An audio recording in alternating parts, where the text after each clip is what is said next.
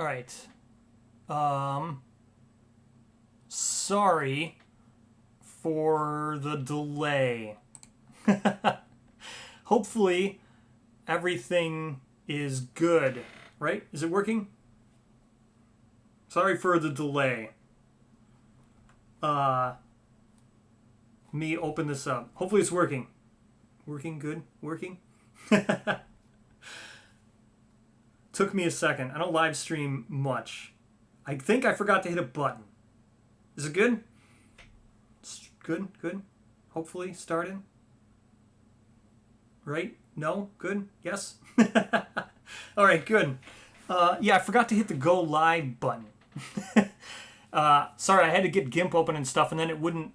I had to get these switches and things. But, good. Here we go. Sorry for the delay. Let me go back up to here. Okay, so what I'm working on, starting with, is... oh, chat's not on this one. Let me just move over my OBS. Okay. Sorry. I don't live stream a lot.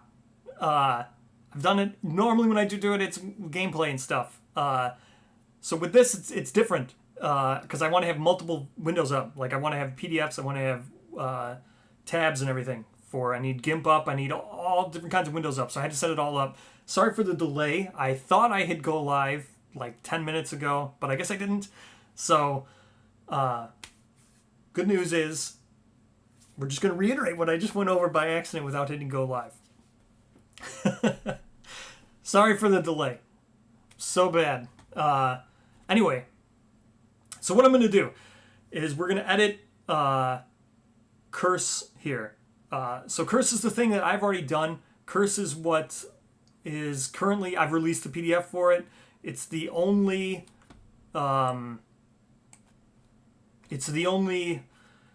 homebrew that I've completely finished yet. So with curse, the intent for curse here was to be PDF only. So all you would need to play curse is just the PDF. You could play it from your phone, you could play it from tablet, you could play it from anything. You could just print a PDF in black and white and just use that. Nothing in it requires any printing. That was the original intent for this. And then as I've started going over it, you can see there's tons and tons and tons of stuff. So if you want to see what curse is, you can follow along. I've released curse. It's on my Patreon. It's completely free. Just go to it, click curse, download the PDF, and you'll be able to see everything that's there. The PDF that's on here, the screen right now, is the original PDF that you can download for free. Go get it. Do whatever you want with it. What version 2 is going to be is now that people have played it and I've gotten play test feedback, what Curse version 2 is Curse version 2 will be released on the CCG team's Patreon. They're super nice. These guys over there, they're really awesome. They know exactly what they're doing. Curse would not be what it is without their help. And Curse version 2 is going to be more homebrew stuff. Curse version 2 includes weapons, includes fighting arts, includes strains, stuff that actually you would need to print off using all playing cards or use Tabletop Simulator to actually use. And I've started working on Curse Volume 2. So we're gonna have all kinds of stuff we can talk about. If you have ideas for gear, fighting arts, all that stuff can be included in Curse Volume 2, or Version 2, I should say. But the main focus of Curse Version 2, if anybody has done it, or if anybody has played it, and gone through this ridiculous narrative, I'm so glad people enjoyed it. If you hated it, I can fix it. It's a branching story, is what Curse is. As you can see here, there's tons and tons of stuff. It looks overwhelming. There's 28 pages worth of stuff that's in this booklet, but in reality, it's a branching path. So you would actually only get, if you played once through, it's made for repeat plays. So once through, you're probably, just an example here, you'll get Final Girl, you'll get Search the Area, Trail of Blood, was that 4? Assassinate, that's 5. And then one of these down here, one of these last 7. So in reality, when you actually do play with Curse, you're only going to see 5 pages each time you play, even though there's going to be like 30 With Curse version 2, there's going to be like 35 or 36. I'm a madman. I know, it's crazy.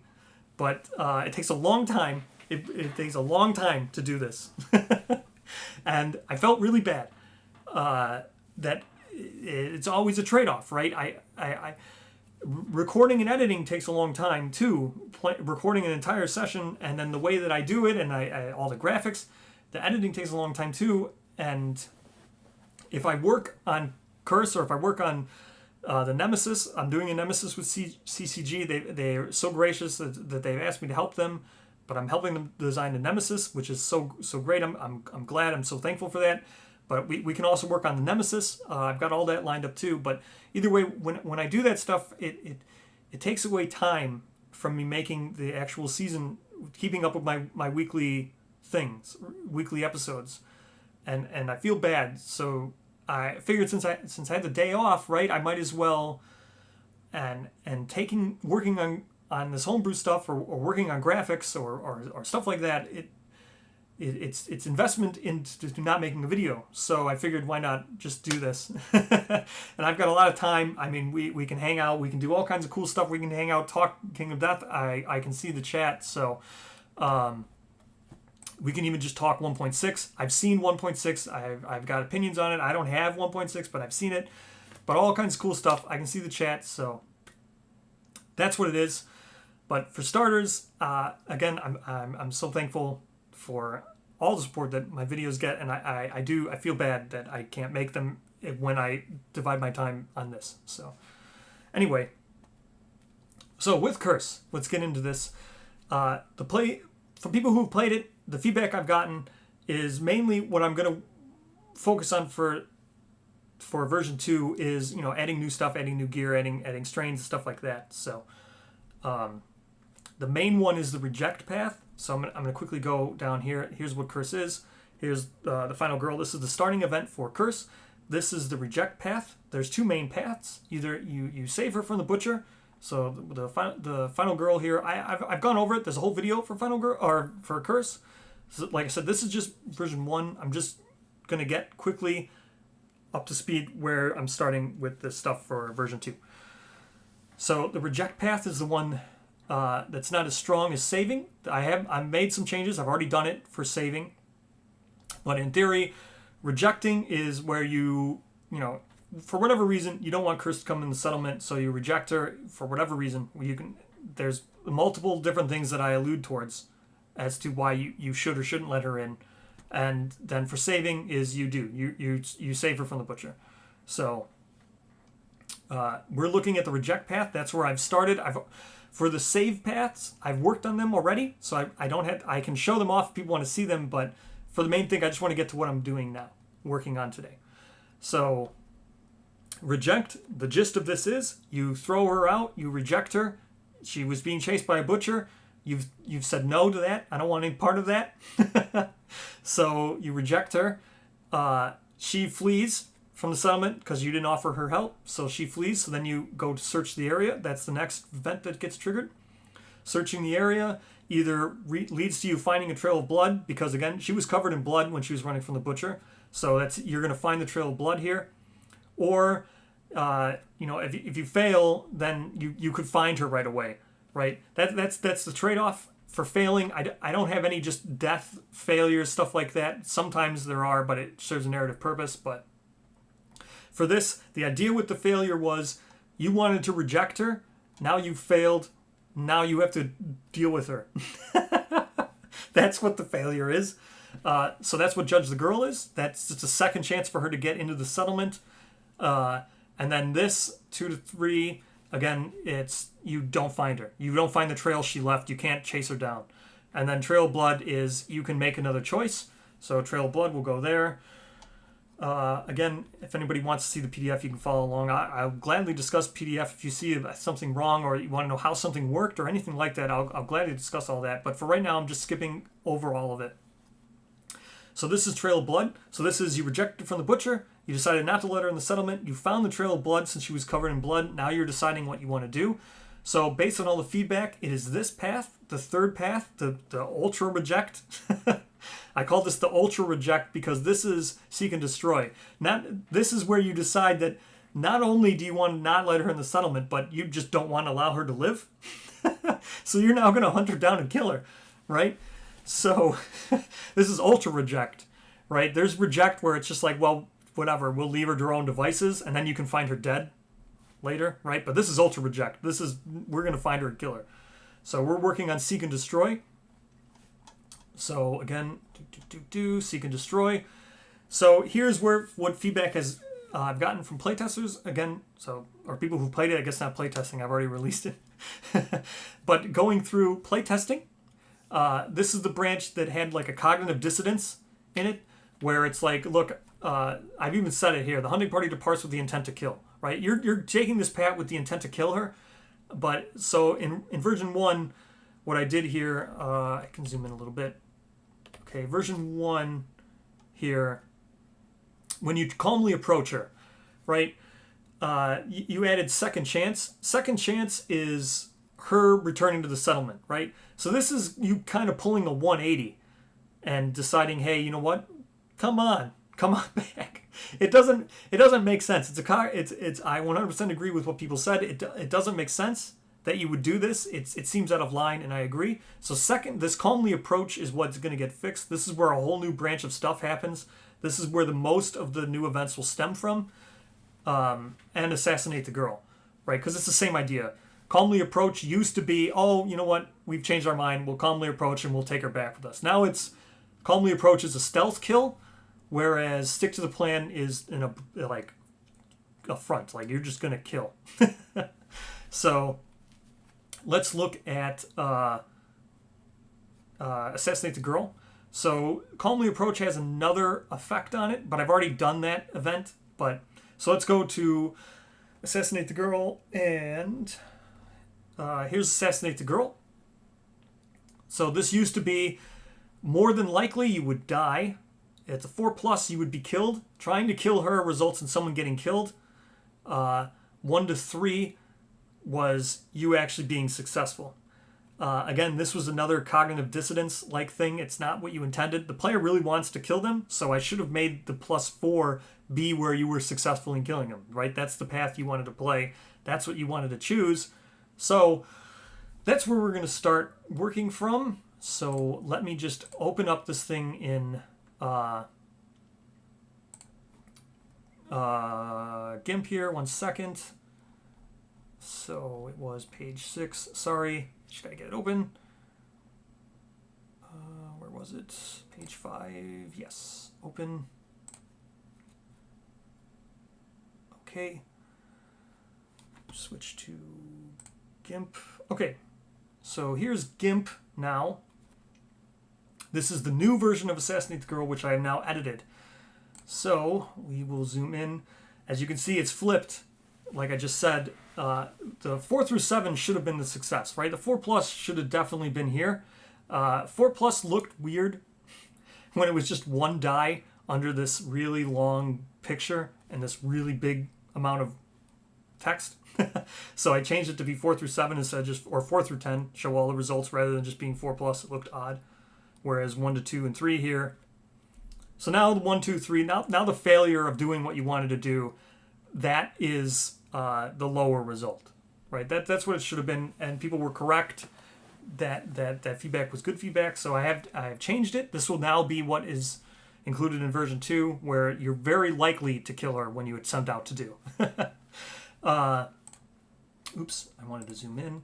Zoom in here on what happens now. So some of the changes, again, if you have the PDF or if you've seen it or whatever, when you die, you used to lose a survivor, meaning you would have to go on the hunt with a lesser amount of survivors. You'd have to finish that hunt with 3, which is pretty rough. So I've changed that now to be, before advancing on the hunt board, you Distant Lantern Light. Distant Lantern Light is just a way of getting another survivor. I've already done that. All that work, so I'm not going to work on that now. If you would like to see what Distant Lantern Light is, there's 2 events in Curse that could result in people dying. This was one of them. I've now fixed it where you'll get Distant Lantern Light. Distant Lantern Light is, there were 2 white boxes or brown boxes. I don't think they were official white boxes. They might have been, but they were the lantern Lantern, the Watch survivors, the Lantern Guard, those 2 survivors, the Lantern Guard male, Lantern Guard female, that's what Distant Lantern Light is. So it'll just be an opportunity to turn those into Wanderers. So that's what Distant Lantern Light is. If you would like to see how I incorporated the Lantern Guard into Kingdom Death, that's what that is.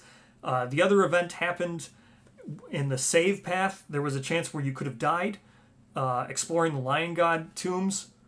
So that one leads to young Rachel. So if you would like to see how young Rachel is incorporated into it, I can show you how I did that, but I've already done them, so I'm not going to work on them now, but that's what they'll be. So the other thing here was with nicknames. Nicknames is a really cool thing. I've explained that before in the original Curse video, but I've changed the nickname to Spineless instead of Coward because Coward added -1 evasion, and I didn't notice that. My intent was just to use a nickname that already existed, and I forgot that Coward adds -1 accuracy, or it's negative. It has a negative effect, so I've removed it and changed it to a different one. Now it's Spineless. So that's what happens if you die. If you win, or if you kill her, not if you win. If you kill her, this is where huge changes come in for version 2. If you kill her, it used to be in the old one. Let me go. So here's the old one.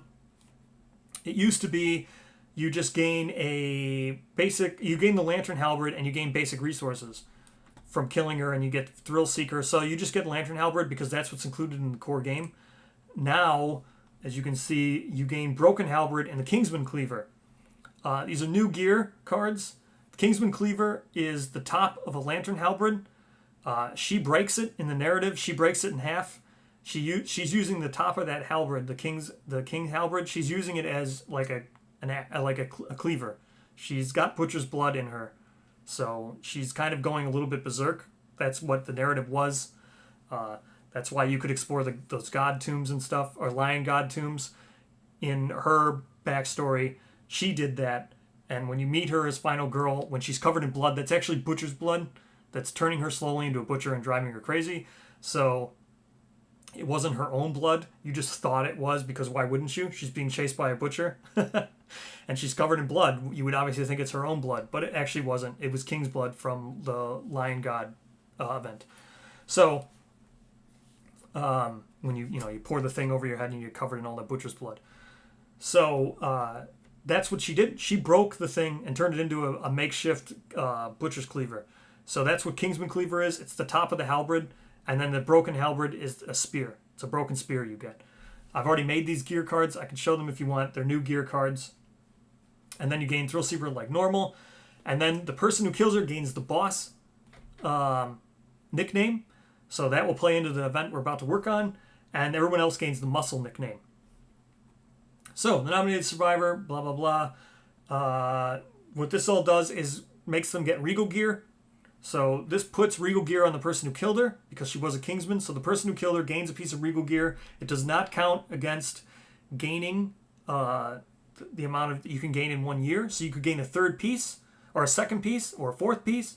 Either way, you're going to have 2 through 4 pieces. The way you would have 2, if this was the first time that person was ever cursed, you could have a possibility of getting 4 if this was the first time, or this wasn't the first time they've been cursed. If this person happened to already be pre-cursed, they could get up to 4 doing this, which will come into play as the event we work on. So then you remove any Kingsman encounters, and then you add a Regal Return. And Regal Return is this event here. I've already renamed it because I started working for a second. So here is what Regal Return would be after that person has killed the Kingsman, after they've killed Curse. So the survivor with boss nickname must be alive to trigger this. That means the person who killed Curse must be alive. They must have lived through the settlement, or the hunt, the showdown. They've lived. Now they are a returning survivor.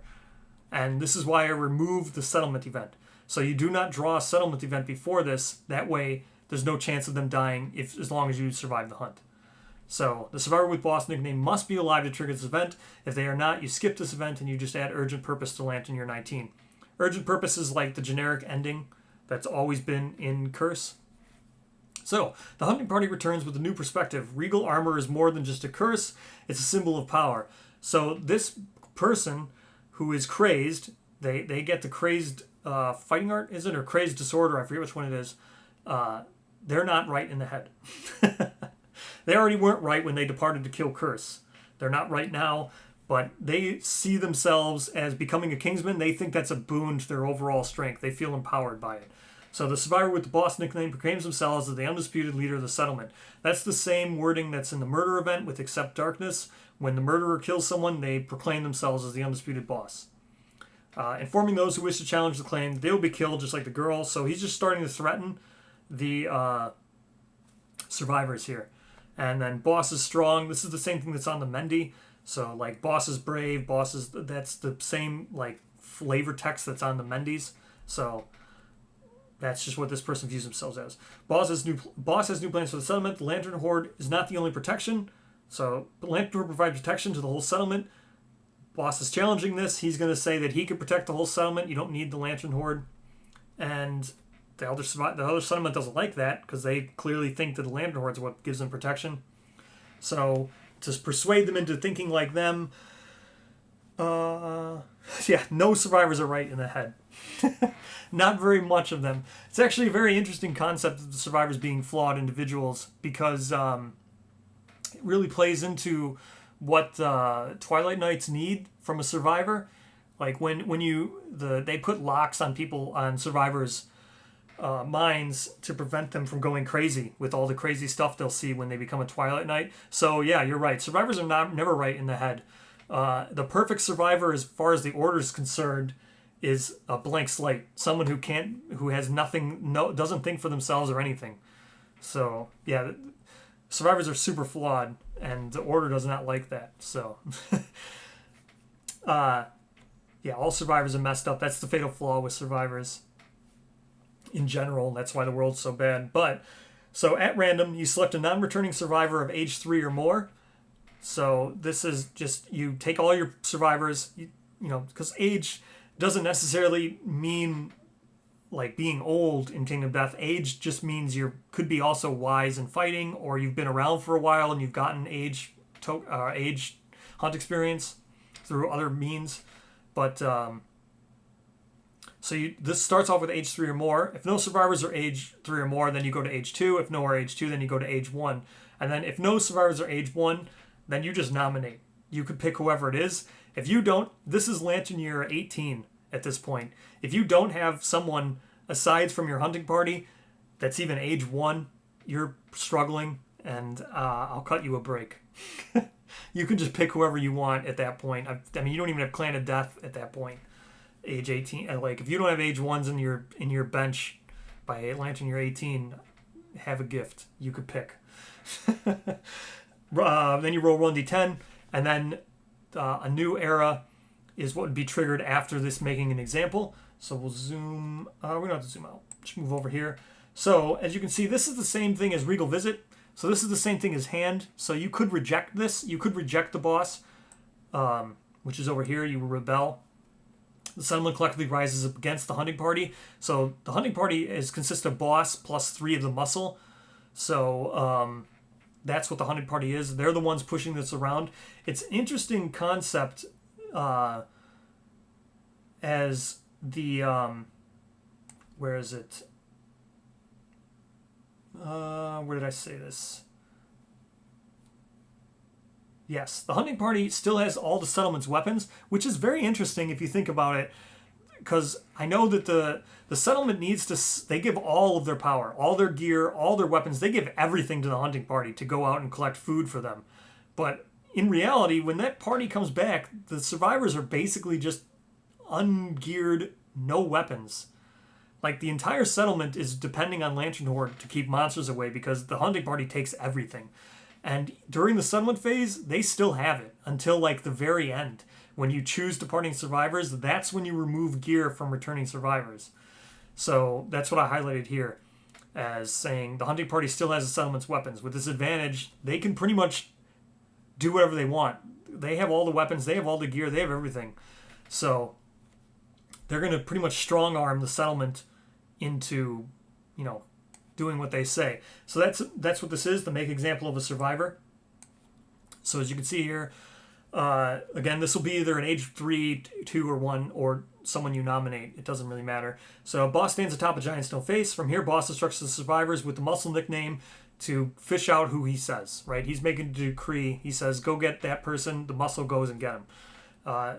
Then boss drives the weapon into their back, killing them instantly. Again, remember, boss is the one who killed the Kingsmen. Kingsmen are weak in the back, so that's how he does. Either whether or not it was by pure chance or by luck, whether or not boss killed them like doing that.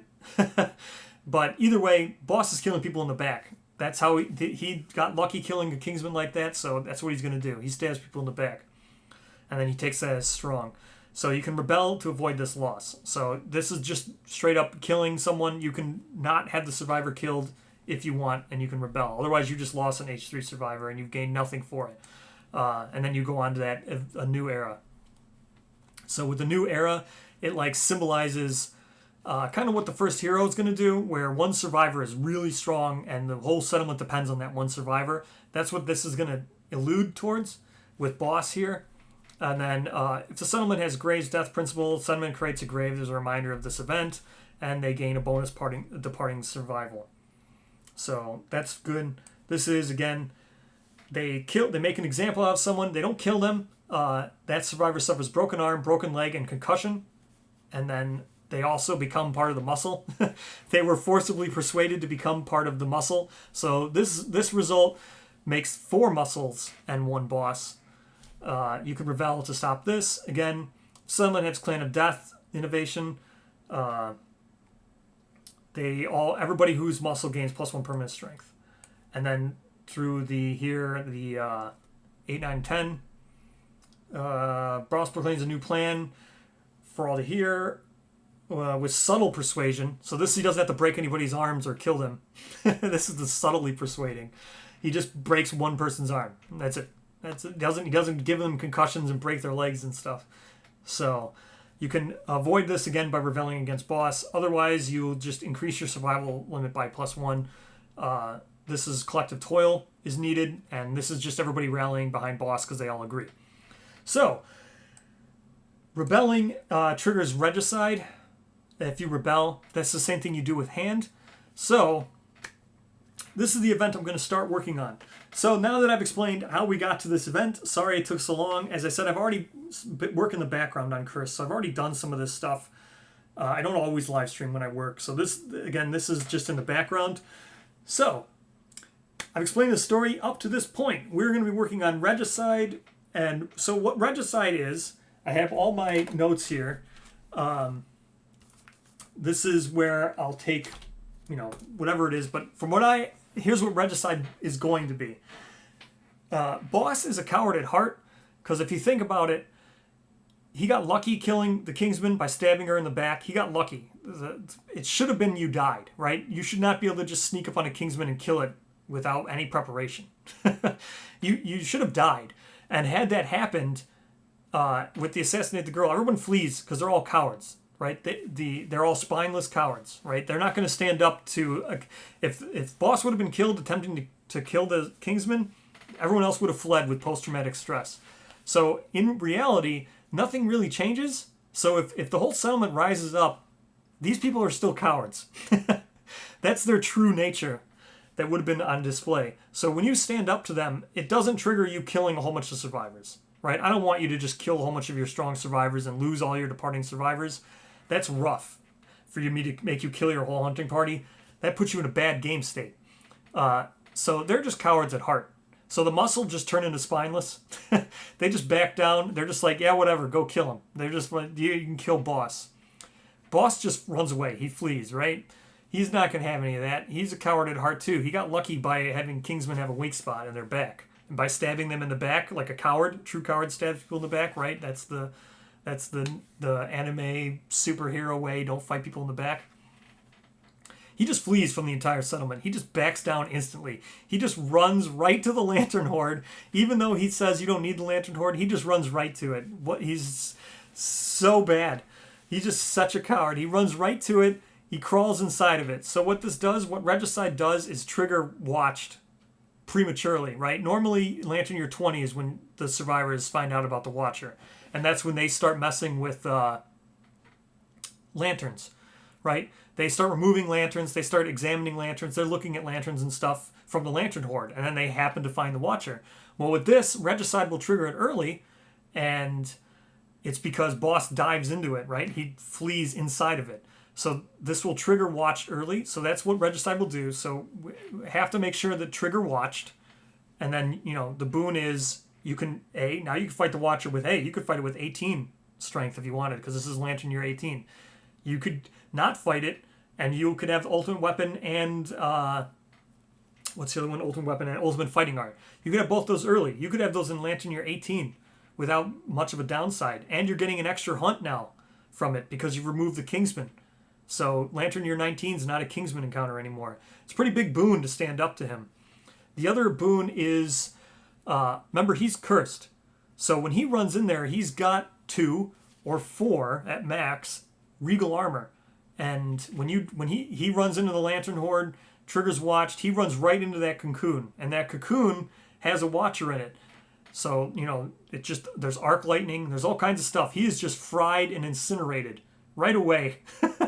He doesn't stand a chance. The second he even walked into that cocoon, he's dead. So that's what actually kills him. So you do lose a survivor, but the other boon is, it doesn't happen right away. I'm going to have it trigger later, but I also need to make sure to add an event that gives this. So as you can see here, this is Oxidized Regal Gear. So Curse will add Oxidized Regal Gear. The way you get this is by the boss wearing it and running into that cocoon. And then when you defeat the Watcher and you trigger that experiment with lanterns, I forget what the event is that you get final lantern. I think it's experiment with lanterns. I think that's the name of that event. But then you find out about oxidizing, and the corpse, the charred remains and everything, all that remains of boss is his regal gear. It's been oxidized. So we can do all kinds of oxidized stuff. I've already done the oxidized regal helm and the regal falls, so I've done 2 of the 5. So we can also make gear. If anybody wants to make a suggestion for that, I got to do that. I need 3 more pieces I still need to make. I'll show how I made it, how I made all the gear cards. Otherwise, we work on this one, which I need to do. As you can see here, I've already redone this to Regicide, and it's basically going to be another page that looks exactly like this. I just need to rename this. So right now at this point, I need to get something to drink because I've been talking. So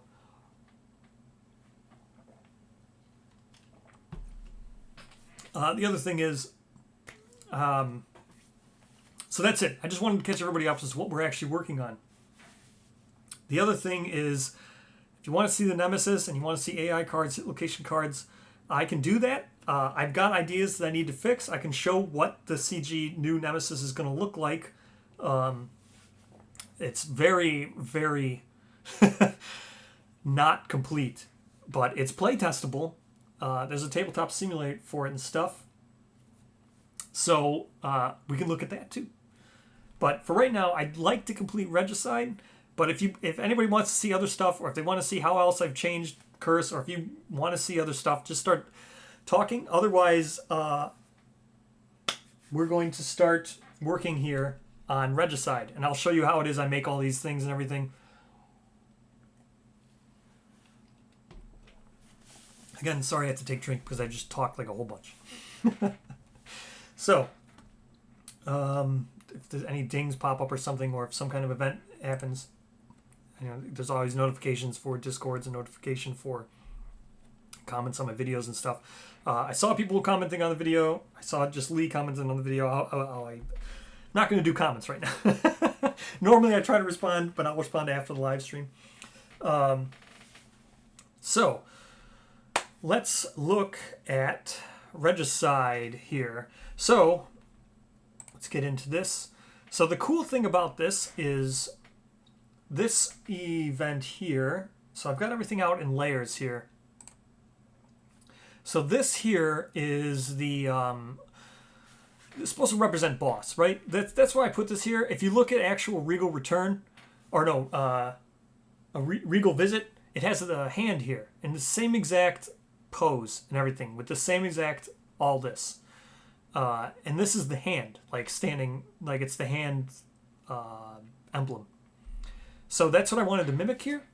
Now, for Regicide, which is the one we're going to do now, remember, boss dies. So with Regicide, what I'm going to do is, I got all these layers here. So you can see there, Rebel, all this stuff. See as they disappear as I click on these layers. They're all just layers being hidden. All the text layers, all this stuff. There he is. See? Gone, back, gone, back. We're going to replace this with a dead version of boss. So, how I do that is, wait, I'm going to close this. I don't need that. So now the other thing is, some of the stuff I'm going to do off camera. I'll talk through it, but I'll try to show what I can. So to get a dead version of boss is I want to do, where is it? So I don't know if it's still available, but if you went to Kickstarter 1, they had a really cool, they put an art book in a PDF form. They had a lot of the artwork there. I don't know. I think he might have unhosted it. Maybe it's still up. I don't know. But it's really cool. If you check Kickstarter 1, comment 1 or update 100, I think is what it was. When he had to cancel the Lantern Festival, he said, you know what, here's a whole bunch of art. So he just gave out art. So that's the nice thing, is I have nice, high quality art to work with. So that's where I'm getting some of this art, if you're wondering how I'm getting all this art to look nice and quality and stuff. The other part is the CCG team has tons and tons of stuff. It's absolutely amazing. They're so helpful, and I'm just so happy that I get to give this to them. That's so when I finish Curse Volume 2 and when I finish that new Nemesis, they'll both be hosted on the CCG Patreon. Those guys are amazing. They're so great at what they do. They're so helpful. They're so generous. They're so nice. I willingly give this stuff to them. They're awesome over there. So that's where this comes from. So I'm gonna pull up the art here. I don't want to put it on screen because I don't know, copyright or whatever. So I don't want to just pull up the whole book. But that's where it is. I'll pull up just the images when I get it. So let me just get it, open it up. Here we've got, where is it? Okay, here it is, the full art book. Okay, let me just go down to the image I'm going to pull. Where's the art book?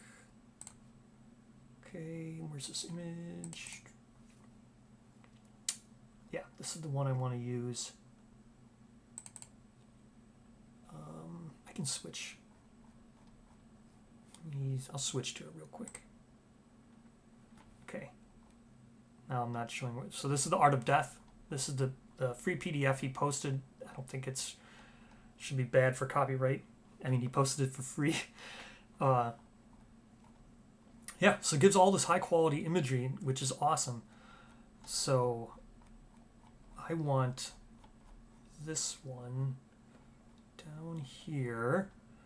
See, the nice, oops, I probably shouldn't be showing that one. Yeah, so here's like Butcher. Really nice, really high quality. You can get all these images. We'll probably use this one to represent the new thing. But there's the original sketches, cool stuff, story events. I want, there's the hand.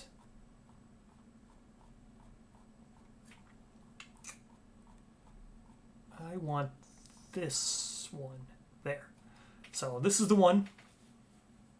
As you can see here, this is the one I pulled. So this is what I used for boss, and then I kind of just hid it behind the, the tables and stuff. But I want this one now. I want the dead one. I want the skeleton.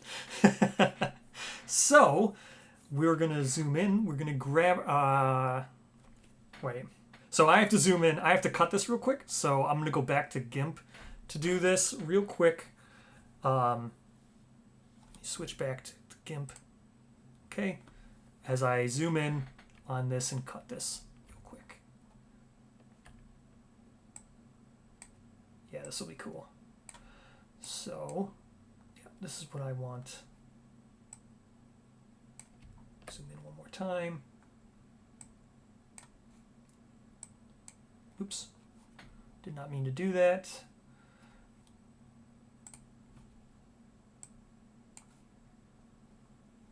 Okay. So we want function. Okay, let's go. We're going to paste as new image. There we go. Right? Yep. We're going to zoom in. Nope, that's zoom out. Zoom in. Okay. That's what I want. Zoom out again. All right.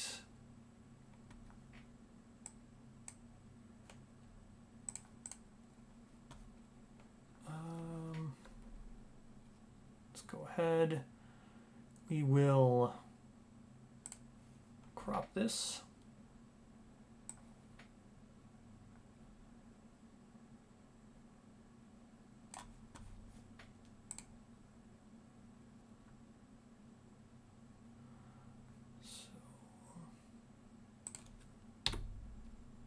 Okay.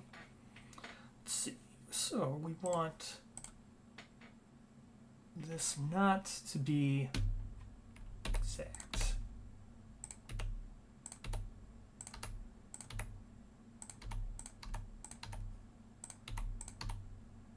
Clean up this image.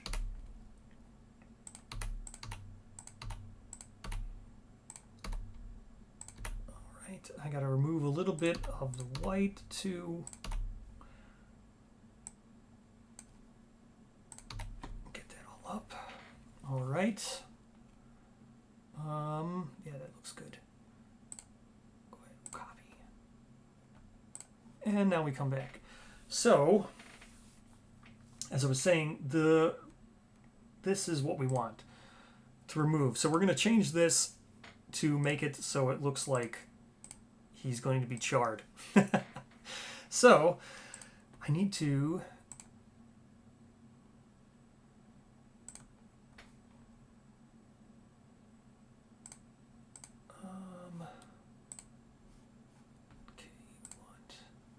I want to select none. Okay. Now we paste this into this new layer. And there it is. Almost exactly where I wanted it. We'll zoom in a bit and we will make sure it matches perfectly. Also, I'll need to clean up the white. All right.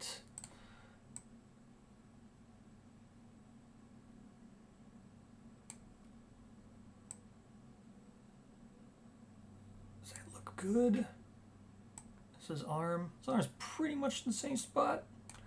So, like I said, we go boop. So there we go. Now we zoom out. And we look at it. All right. Good. So now he's dead. That's for regicide. So then, like I said, I've got all my notes here for what I want from it, but I pretty much went over what it is we're trying to do with this event here. We're just going to symbol him running into the lantern horde, disrupting the watcher, climbing into the cocoon, dying and frying with arc lightning and all that stuff. So that's what will change here. Now, remember, this is also when it's rebelling. So we'll need to include some stuff for the settlement rising up. We got to have some nice words reminding of that. We have to turn. So all the notes here. Yeah, I know, it's really nice. Yeah, they're really good. I like the it's really nice to have that artwork that it was posted. So what we've got to do is we have to go, so from point A to point B here is going to, one, boss is going to die. That needs to be held in this example. Two, or not in this event. So first, boss dies. Two, you don't remove the settlement or his record sheet. The survivor's record sheet, I need to make sure that you hang on to and note to record the amount of cursed armor that he has. You should be doing that anyway, but I need to make sure that people do it.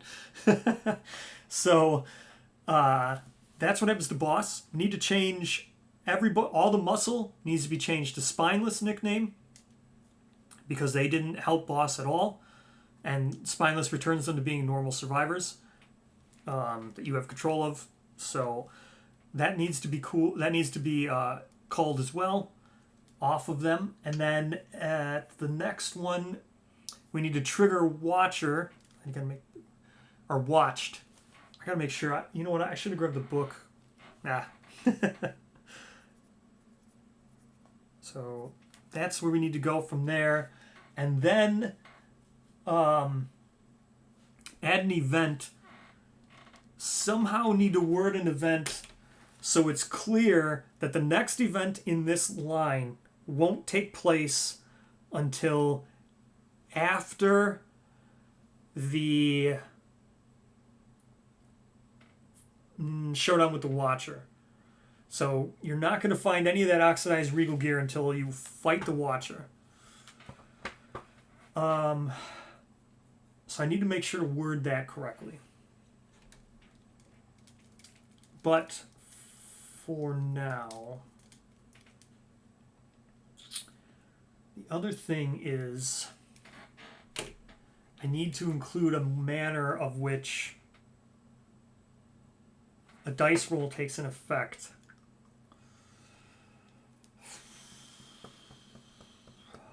All I know is I want it to reward watched, but at the same time give a boon to the survivors who... I hate passing out the nickname too much, but it is neat to give... I don't know...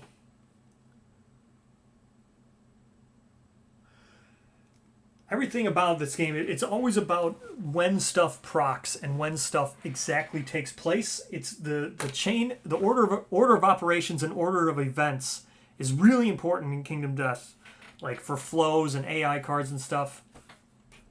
So at this point in Regicide, how it would work is someone was still selected already at random via the boss. He did select someone at that point. So I can either add to this text, giving that person a nickname now, and then have them gain a boon via via Regicide, or I can just have you nominate someone to be the one who rises up. I would feel bad giving a boon to someone at random because it could be someone you don't want to get it. But at the same time, that's the nature of Kingdom Death. I would feel better if I had a specific way of making sure the player had control over who got this. But at the same time, I don't want them to lose out if they don't rebel. So... to word this, well, first off, let's decide how big of a impact does this want to have. So this guy should move a little bit to the side. Well, I don't want the page to get cut off. Let me put back the other one. He should be right, in theory, right there is the exact overlay. And then I'll just have to tighten up this wording. Okay, so let's go ahead and save this as Regicide now.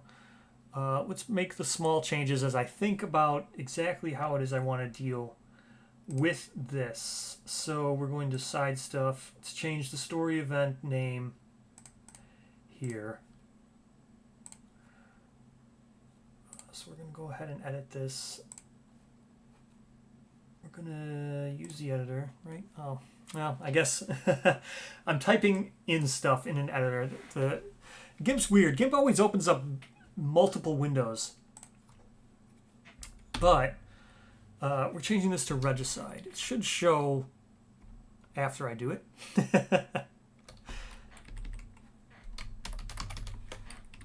Sorry, you can't see the text boxes. Such is the nature of GIMP. Okay.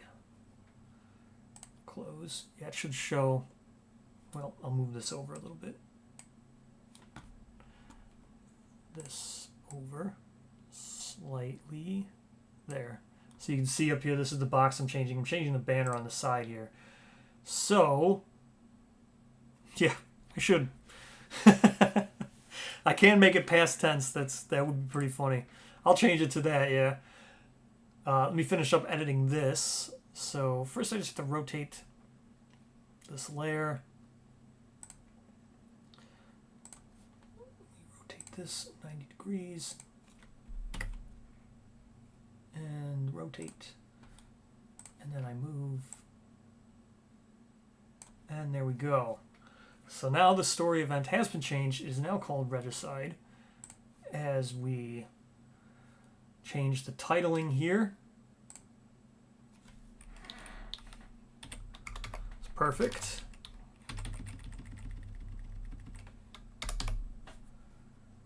So that will change to that. This needs to be a different page. We go, what page is this going to be? I don't know what page this will be. I'm not going to bother with it because once I put together the PDF, the pages are all going to change. Once I actually get the PDF together, I'll have to lay it out alphabetical and stuff. So I'm not going to, or not alphabetical, timeline, chronological. Okay, so now we save this real quick. So file, save as, we want,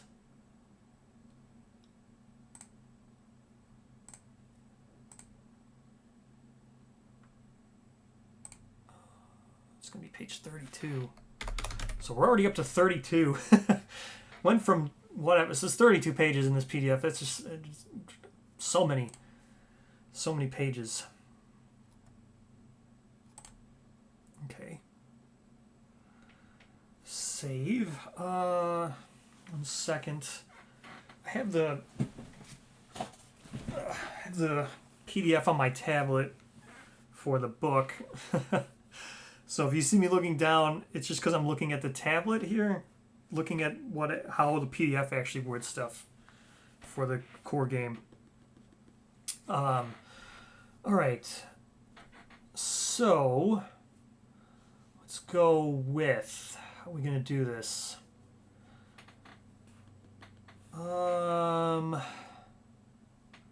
Yeah, past tense is a good way of doing it. That's a good idea.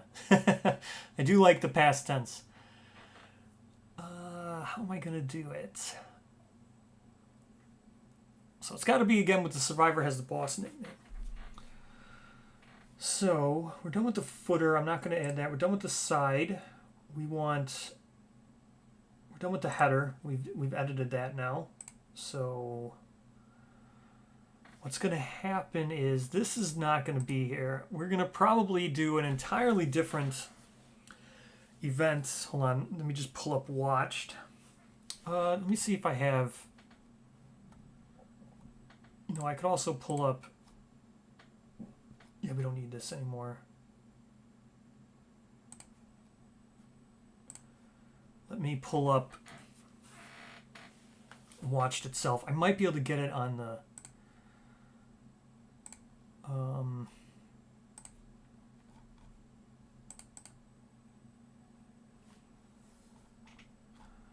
Let's see.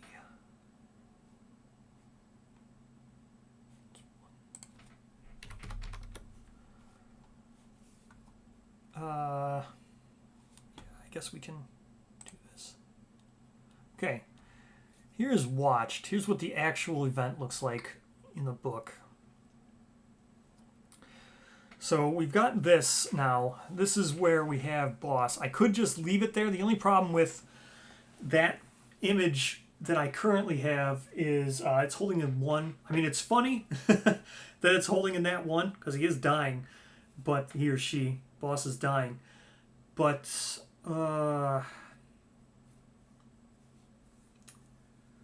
it's not as interesting. So the other thing is I don't really want to trigger. I don't want to make a whole new event for watched. I'd rather just have you trigger the same page again and deal everything with this as you would normal. Like, this is all fine the way it normally happens in the game. I have no problem with that, just replaying. So yeah, this is worded all good. I don't need to mess with any of this, so I just need to trigger watched. So the end result of the story event is going to trigger this event. Then, let's see, dark spots spread across the lantern horde. A nervous hush falls over the settlement. Slowly, the most daring survivors peer past the darkened lanterns. So I could just change this to be the inverse, which would be the best way of reading this. Dark spots spread across the lantern horde, because it would still be lit at this time. It's not completely darkened out. And a nervous hush falls over the slowly, the most daring survivors peer past the darkened lanterns. I'll just change that to cowardly because boss is cowardly.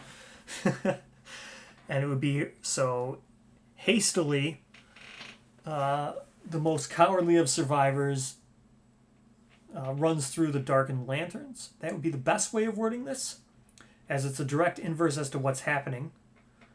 And then fleeing instead of venturing, because he's not fleeing, or he's not venturing, he's fleeing beneath them into a vast chamber, which would be this chamber. See, but now if I'm going to reword this, I guess this should just replace watched.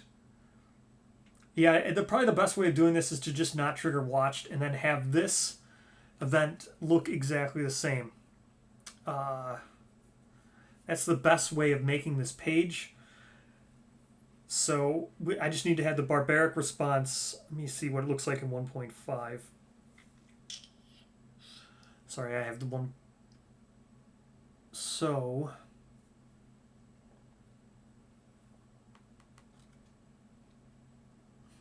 yes, that's the best way. I think that's the best. That will look the best. It will handle the best. It will look the nicest. It will read the best, because if I just trigger watched again, then you'll get the same exact text, which I'm now altering. So it will read weird, because that's not actually what's going to happen. So it looks like I'm going to have to completely replace watched. So the other thing is watched needs to be removed from the timeline. So that's how we open with rebelling. So on Regicide, it removes watched from the timeline. You're not going to do it anymore if you rebel. The other thing is...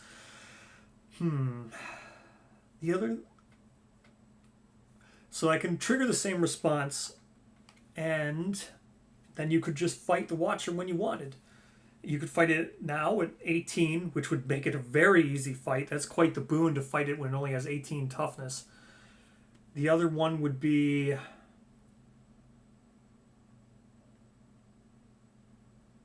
Yeah, that's all perfectly fine. So I think the best way we do is we just write this inversely. And we trigger watched whenever. It's all this is going to be triggered on the inverse. And instead of doing it barbaric and romantic and wording it based on their response to finding this, perhaps the best way to do it would be how they treat boss, I guess, right? A barbaric response to finding or chasing him, and a romantic response to watching him flee. So yeah, a barbaric response to watching him flee, and a romantic response. So then I need to get these two images as well, the barbaric and romantic, which is fine. I can get those.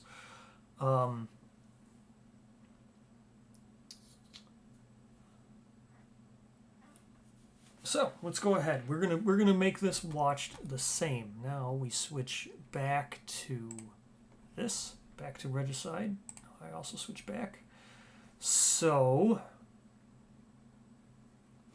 with that, this will then be different. So I need to find the watched template, which we can find. Let me look through here. We're going to go up.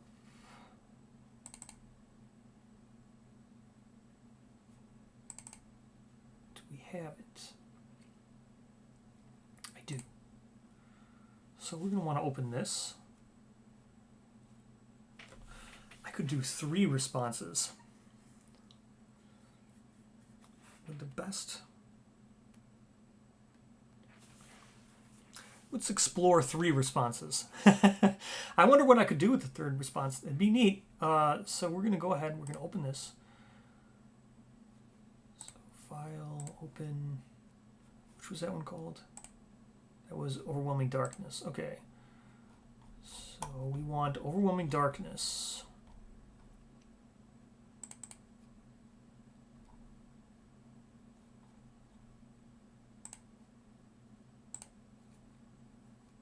All right.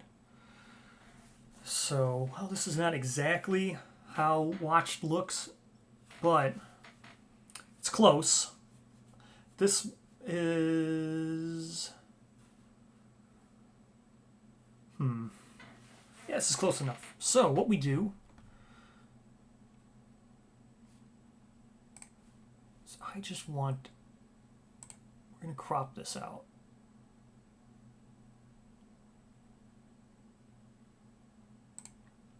Or maybe there's a better.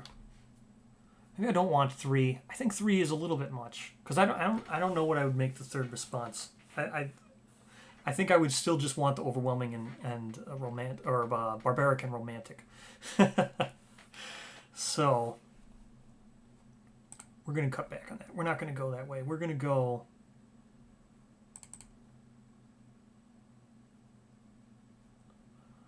To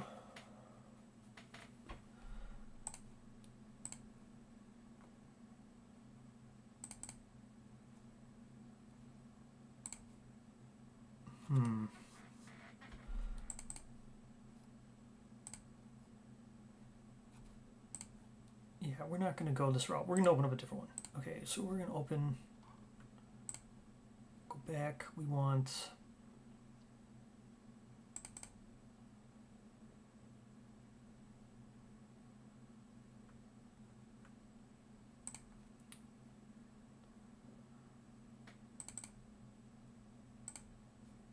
okay, we want just this. That way, we're going to zoom out. Okay. We want this and this. Now, what we want to get rid of here is we no longer need this table. We're no longer rebelling against anything. We no longer need graves or any of those. This is the table we're going to replace, but we want it to be the same, so it looks like it's the same. So we want copy, and we want this same layer. We're going to make this the same height. Edit.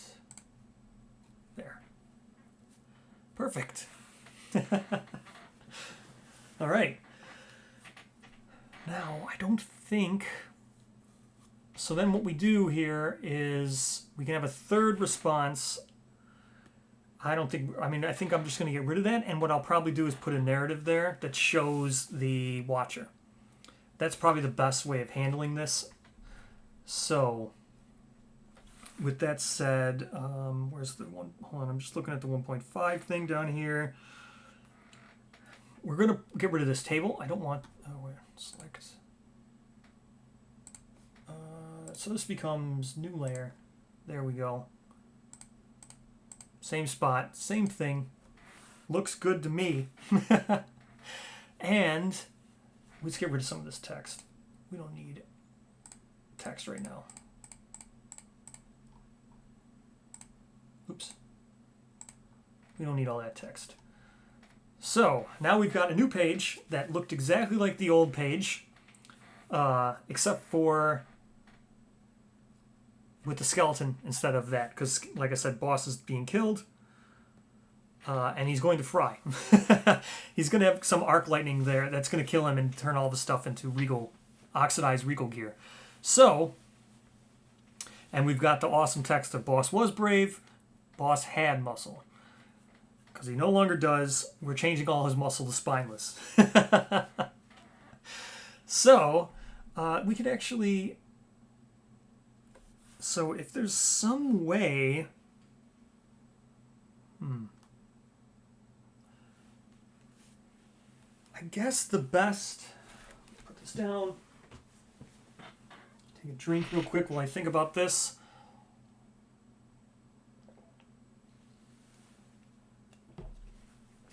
The best way of doing this might be to remove this box here and have this be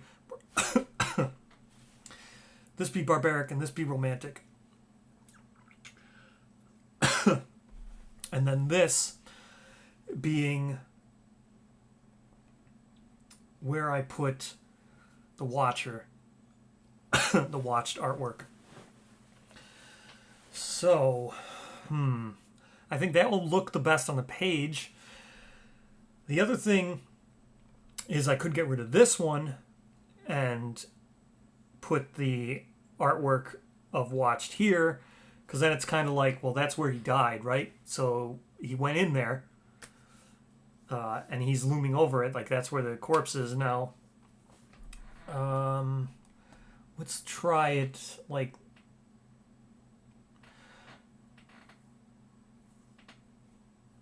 Yeah, we're going to get rid of this one on this side. So how we're going to do that is first we're going to select this overwhelming darkness. We don't need the roll table back behind here anymore. Actually, it's not 100% lined up. I guess I should line it up a little bit more. Okay, because I can still see behind it. See, if I hide this, the other one's still there. So you can still see here is where it should have been. See that over there? So we're gonna move this over to where exactly where the other one was. So we just move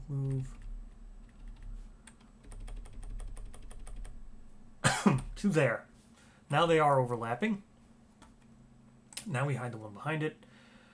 Looks good. Looks the same. Skeleton, everything. Now we're going to get rid of this guy here. So what we're going to do is... I don't want to crop it out. Yeah, I'm going to crop it out. So I don't want this. So we crop this.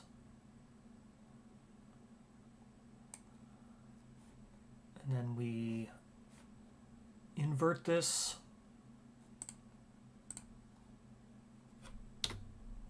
Oops. Didn't mean to do that. Okay, there we go. Why did it do it again? Oh, it's because this is not selected. Gotcha.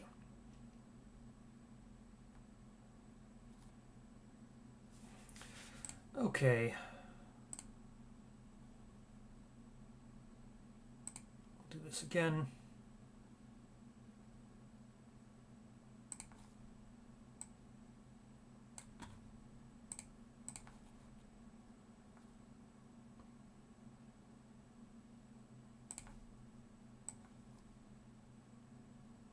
There we go. That's what I wanted. Now we're going to color select.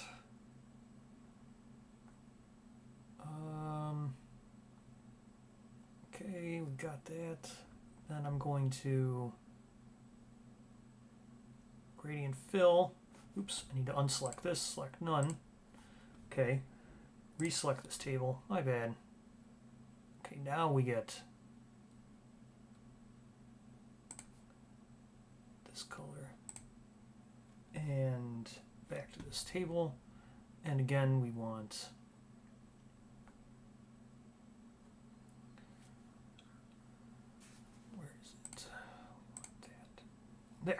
now we've got just a 2 selection banner here where we can either put story or put the image of the Lantern Horde in the Watcher in the cocoon, which I think is what we want to do because he's in there. Right? That makes the most sense. So, and then here we're going to have our barbaric and romantic response, and we can alter these a little bit slightly to match with what we have here for watched now. So we'll have the barbaric and romantic responses, and we can alter this because I'm not probably going to want to add Hands of Heat here. There's different ways. So a barbaric response would probably, because this isn't responding to. Remember, we're gonna inverse a lot of this watch. We're making an inversed watch here, so it's still gonna be this, but again, it's not gonna be a nervous hush. It's gonna be a very agitated one because everyone's rebelling. So it's gonna be very agitated. Hello. So this will be very agitated, and then what this will be, it's not going to be slowly, it's going to be hastily. So we're inversing a lot of this, and it's not going to be a barbaric response to them finding the cocoon. It's going to be a barbaric response to watching boss be killed. So this is probably going to be like a triumphant response. And then Hands of Heat here, I'm not going to re-add Hands of Heat. We're not going to re-add Quixotic. This will be a much different thing.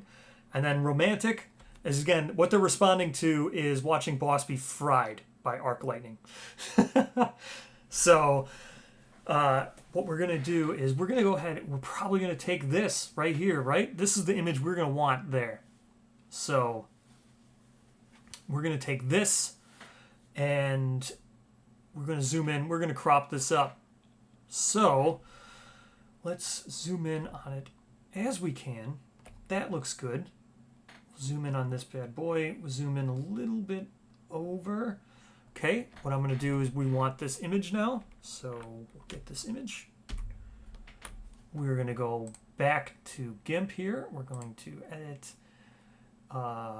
paste as a new image. And then we're going to crop this up. We want pretty much all of this right here. This is what we want. Crop this up. Oh, I forgot I gotta switch back to GIMP. My bad. There we go. Switching back to GIMP. This is what we want. We want this here. This is our new GIMP image. So we're going to select none here. Okay. And then we want copy. Going back to our new page. We want we can close. Well, no, we can't close this yet. Where is it? We are on this layer, so we want this layer to have that. So we're going to go ahead and paste as a new layer. It's going to be quite big. We're going to have to resize it. This is going to be on top of the table we have. So we can go ahead and close this now. We don't need this. Discard changes. We don't need this. We've already copied this. There's the oxidized gear. We can go ahead and work on that afterwards. We want this now. We're going to scale this down a little bit. We want this to be even with this. Now I'm going to leave a little bit of edging on this because I still want the table to be shown. I don't want to completely crop this down.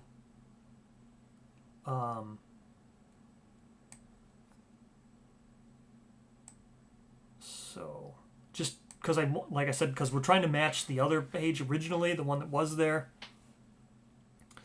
Oh, man under level 2. Oh, if there's to be spoilers for people in Lantern campaign, I can avoid some spoilers. We can right now. Yeah, this is kind of spoilerish. I can work on something else for a little bit. But yeah, this is spoilerish. Let's work on something else. Let me just edit this image here. Yeah, what I would have been writing would be spoilers. So let's go with saving this right now. So we'll save. Oops, I don't know why that was hidden. Okay. We can work on oxidized regal stuff. And then I'll come back to working on that. Or we can work on a different event. Let me think in my head if there's a different event that I could possibly work on that is not spoilery. Ooh,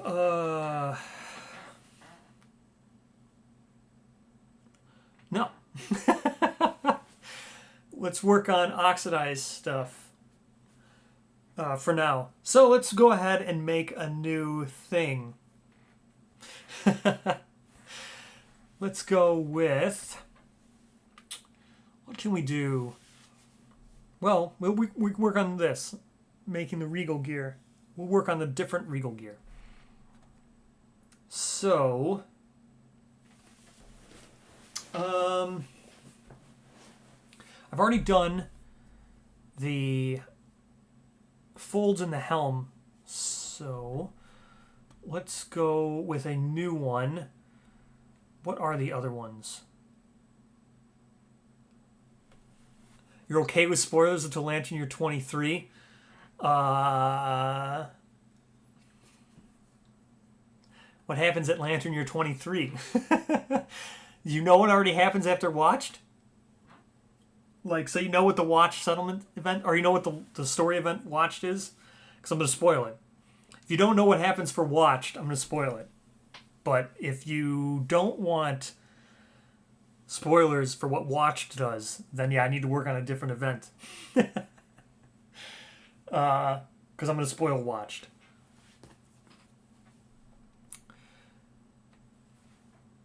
Yeah, there you go. I could, let's see, I could work on the other event that triggers off of that. I could work off a new era, because a new era is like a first hero kind of like thing, where boss is still around. So, either way, if you don't know what happens during Watched, I can't work on that event, like at all. There's no way I can even look at it. I mean, I'm literally copying. With the Watch spoilers? Okay, if we can go ahead with Watch spoilers, then we're good. Because I'm about to do word for word Watch spoilers. That is where we are. Okay, going back to Watched then. Going back to Watched, because that's what this is here. We want Watched. That's literally what I was working on. So, we want to just work on this a little bit here. Yeah, if you're okay with otherwise, we gotta watch out for spoilers.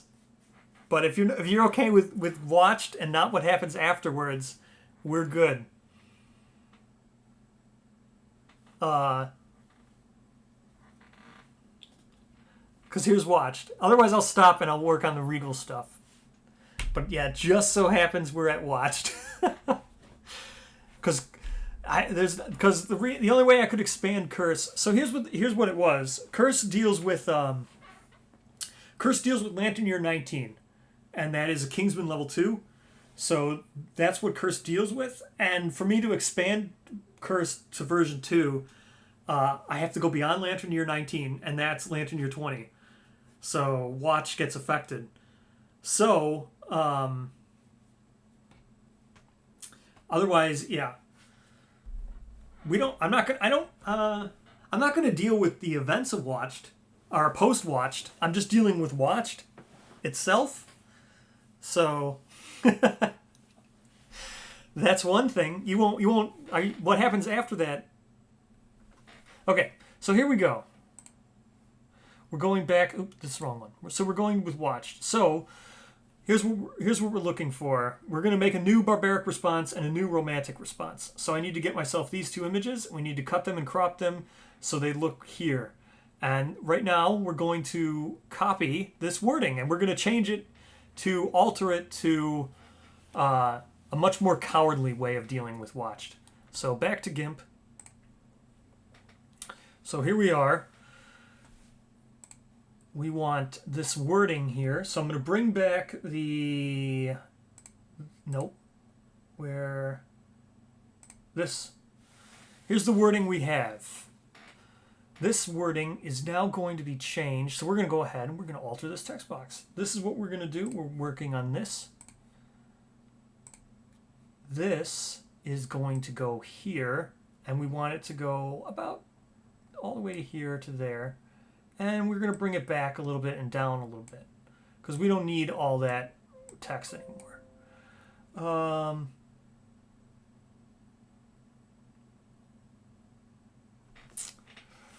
Let's see.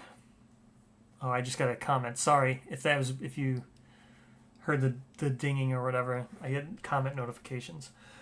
So I just read the comment. Yeah, that was a good comment. That's probably what I should have done. Should have definitely done someone who didn't have a lifetime reroll. That definitely would have been the better thing to do. Oh well. So we want this. So this is what our new page is going to look like for Regicide. We'll go ahead and we'll save this right now. Now to mimic the wording here, this is going to be quite difficult. Normally I work on 2 monitors. That's why I keep kind of looking one way, looking the other way like this sometimes. So when I look over, I'm looking at the other monitor, and then when I look over here, I'm working at GIMP. So normally I work 2 monitors when I'm doing this, and I have the other PDFs open. But in order to do this, because this is showing the other monitor now, I need to switch back and forth for you guys while I do this. So here's what we're working for. So we're going to copy this text here, but we're going to make it a much more cowardly thing. So we're going to go inverse. So we want not dark spots spread across the lantern horde. We're going to say... oh wait, first we have to get some business out of the way. So we need to address and go back to Regicide.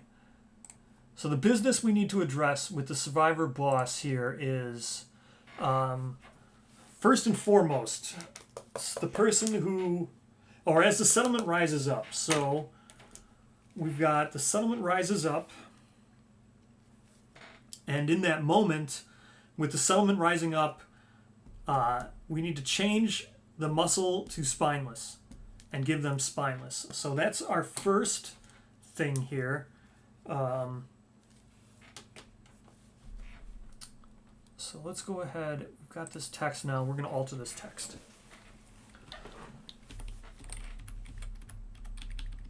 So how do we say this? So what was happening here was, well, we have the old page. So we're going to hide, hide, hide, and then reveal this again. And so what we've got is at random, we've got a non-returning survivor who was selected, age 3 or more. Okay, so the qualifiers for this last event were age 3, age 2, age 1, and then no age. So there's 4 possible selections that were made at this juncture. I should reward incrementally. So this event should reward to respect that. So we need to reward if it's an age 3 survivor, which is not super likely. Age 2 survivor is probably a little more likely that you would have someone on the bench who's age 2. Age 1 is very, very, very, very, very likely. Age 1, I think, is the most likely that you'd have someone who's age 1 who dies from this if you don't have age 2. A settlement that has no age 1 people on the bench, that's, I don't even... So no age. Okay, so the first thing we should do right away is reward incrementally. Before we even remove cowardly from... Or before we remove muscle from the other people and name them spineless, what we want to do is, if the nominated survivor is of age, or the nominated survivor and the settlement, so we want the nominated survivor I think I have to zoom in on this so you guys can see better.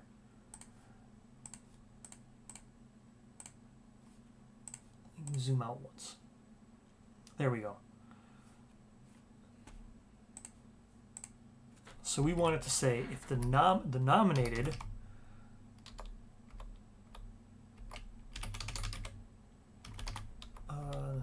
nominated survivor and the settlements, because they're the ones who are rising up.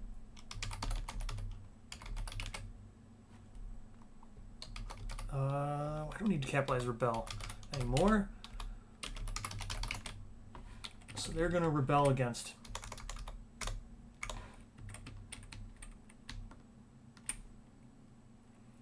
Okay.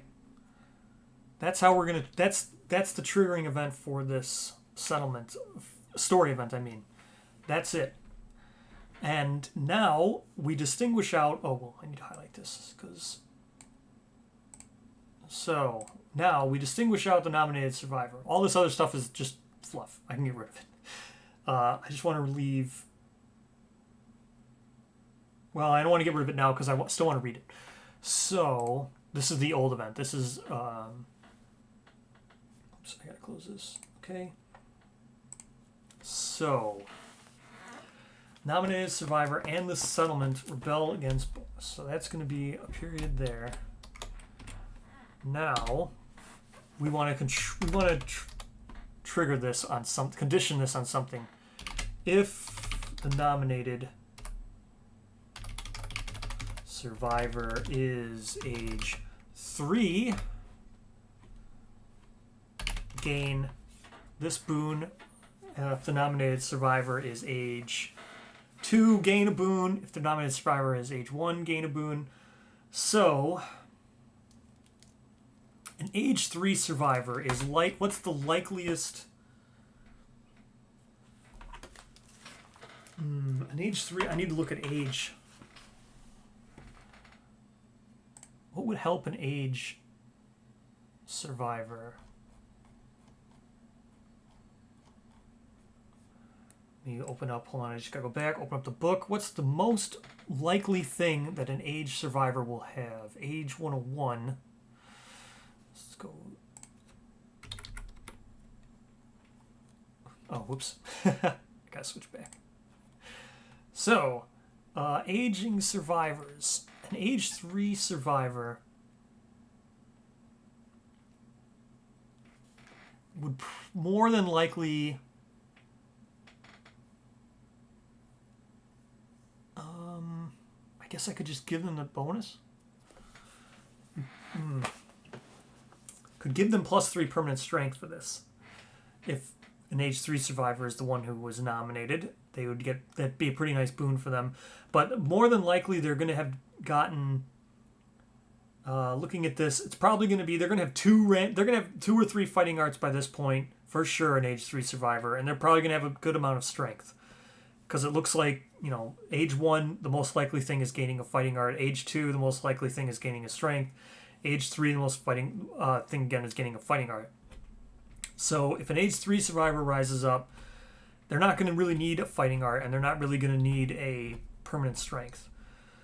The other ones would be, I don't want to. A really nice thing for them at this point in the game would probably be rewarding them with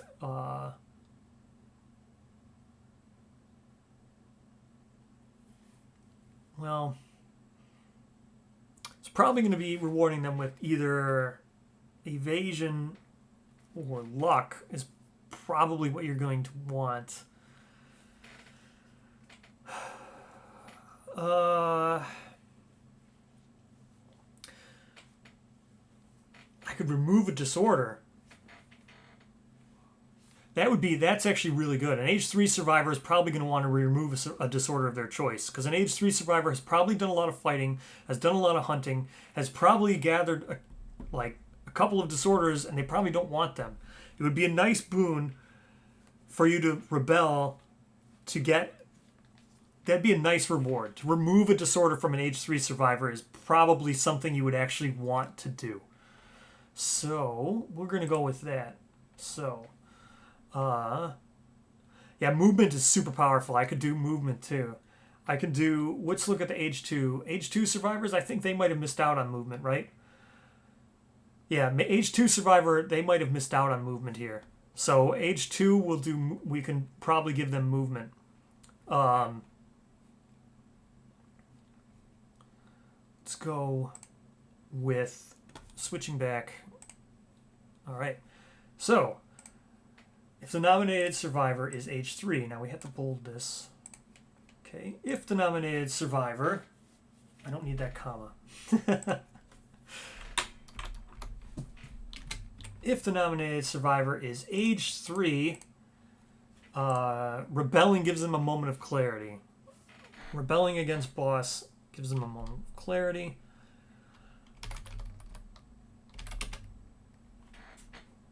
I need to zoom out a little bit, or I need to move over a little bit. I need to zoom out a little bit. Sorry.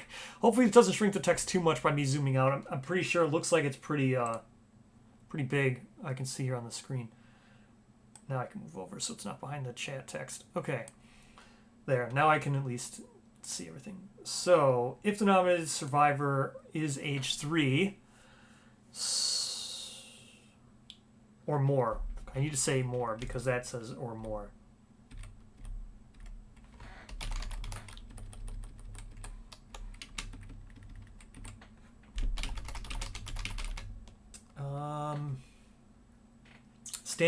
Standing up. I guess I should reuse rebel. Nah, because I already used rebel in the first sentence. Nominated survivor and the settlement rebel against boss. If the nominated survivor is age 3 or more, this triggers a moment of clarity. This how do I want to word this? This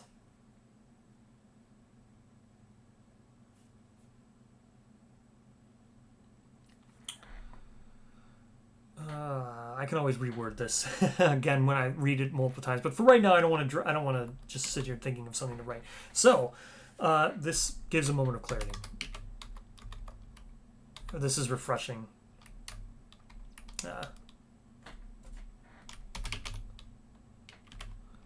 Defining.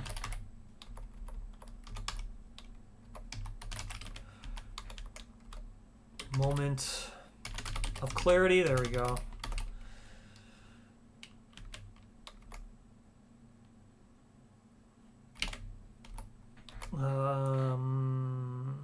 Remove a disorder.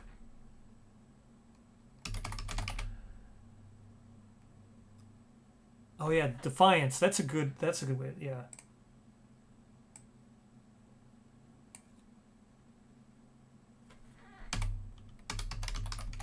That's a good, yeah. Would it be a moment of defiance? It would be a moment of defiance. Moment of defiance is the best way to do it. Provides clarity.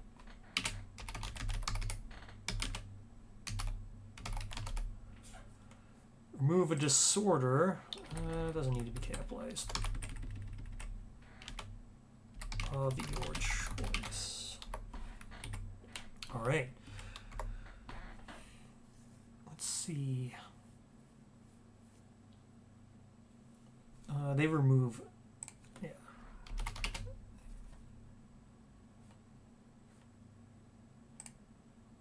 Of their choice. Always got to word things. It's always funny. Kingdom of Death always words things as if you're not, like you're 100% playing with a group. You're definitely reading this to someone else. There is no way you would ever be reading this playing by yourself. So you always I always make sure to keep that where you like keep the group think where you're playing with the group. So it should be they remove of their choice. So it's like the player's playing. You could be reading this for another player. So nominated survivor is age 3 or more. This moment of defiance provides clarity and they remove a disorder of their choice. Okay, if the nominated should maybe put this in a list fashion. So if the survivor is age 3 or more, colon, because then it's listing all this. Then I can just put another semicolon if they're age 2.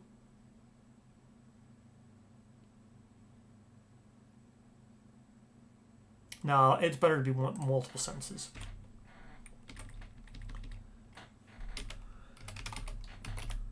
Age 2.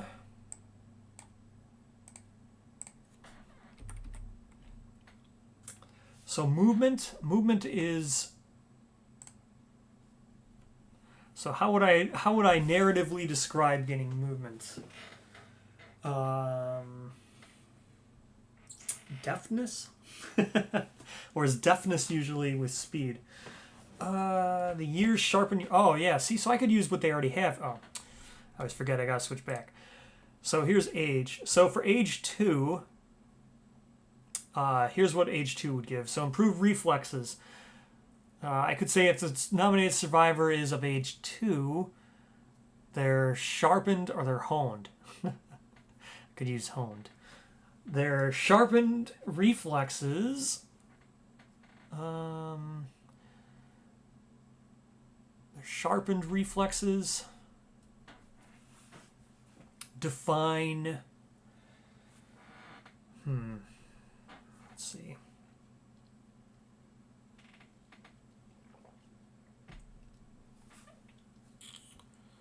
I don't know exactly how to word it, but for now we'll switch back. So movement. They are age 2, comma,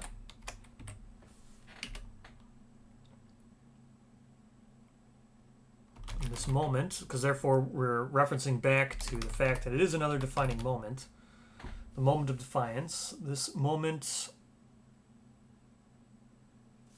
is, let's see,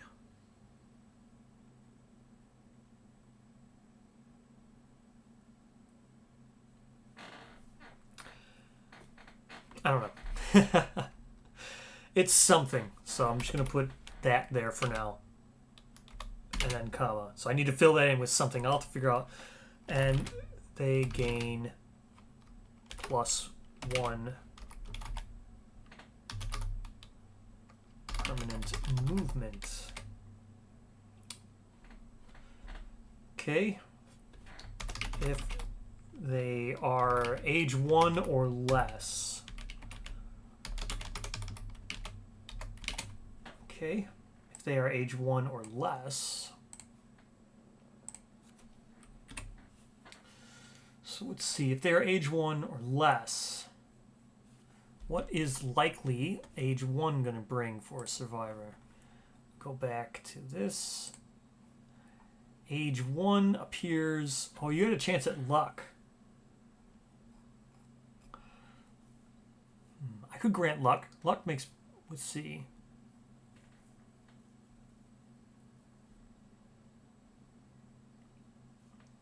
Age 1. Wow. You know what? Age 1 would be pretty helpful. To gain luck. This doesn't need to be bolded. Why did I bold this? This is okay. They're age 1 or less. Yeah, granting luck would be really helpful because if you don't have someone on the bench in all of your entire settlement that is age 1 or less, you need some help. I think giving a permanent luck would be helpful for that situation for your settlement. So I guess you're lucky. You're lucky that boss is such a coward. So age 1 of less. As luck would have it.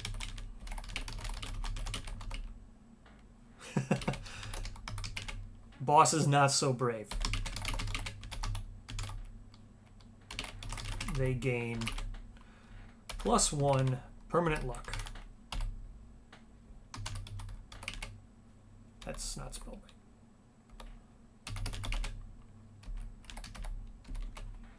right. Okay. So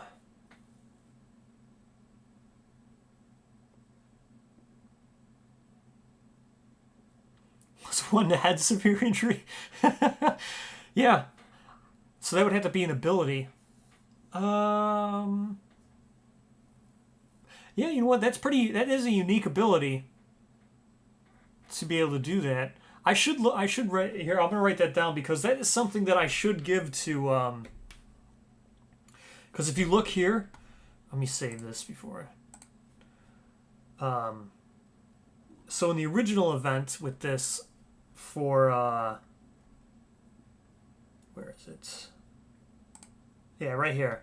So for this one, if you look, sorry, forgot to switch back.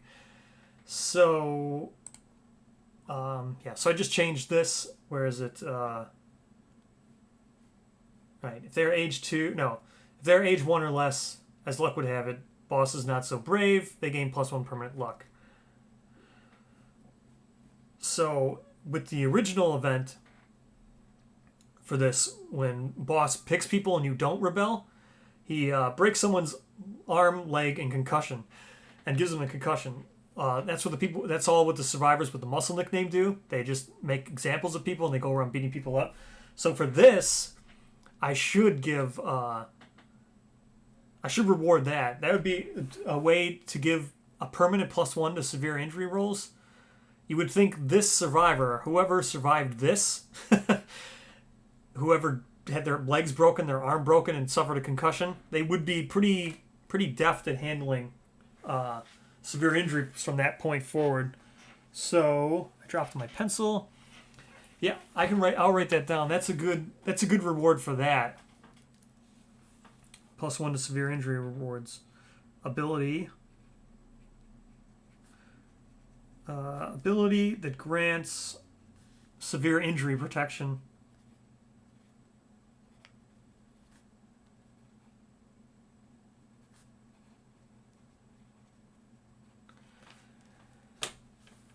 That's pretty powerful. It's a pretty powerful ability. Ability that does that. Probably +2. Right? If you have +2 to some things, then you might not even die.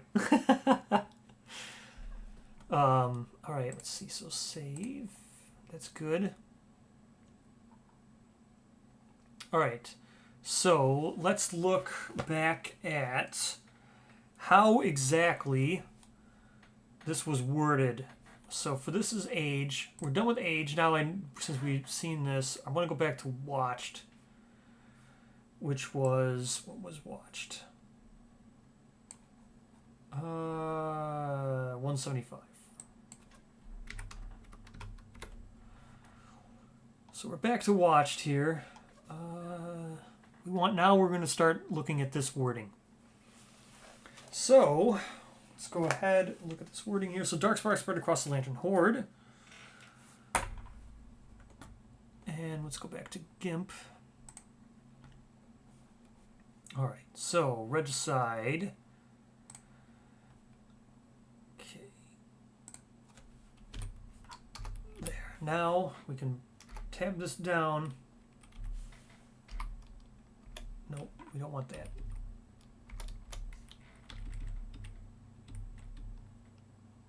Okay. So as they rebel against boss now, you would want a survivor. It's going to send him. So at this point in the thing, we need any survivors with the muscle nickname to stand down. So any survivors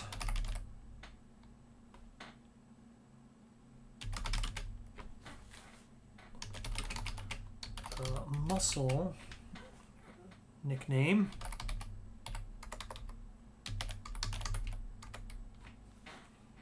Okay.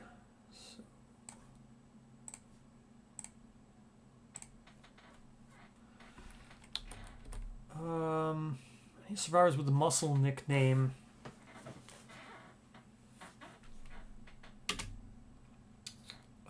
Cower.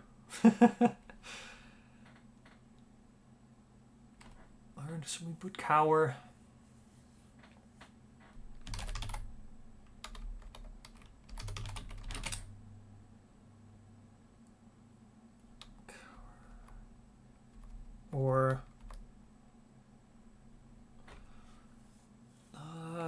survivors with the muscle nickname. Yeah, they're probably.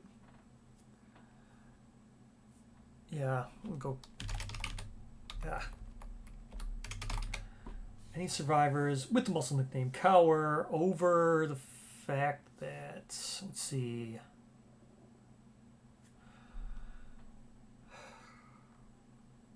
When presented, or when the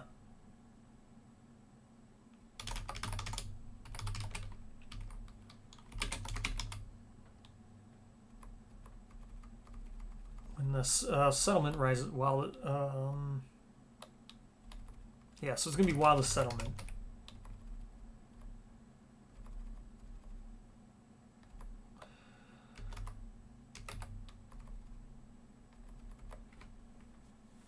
Yeah.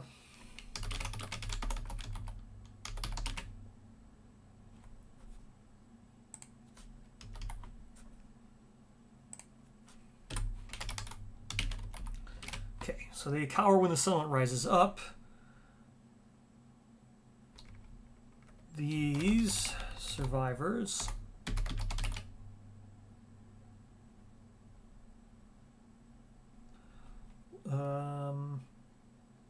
must change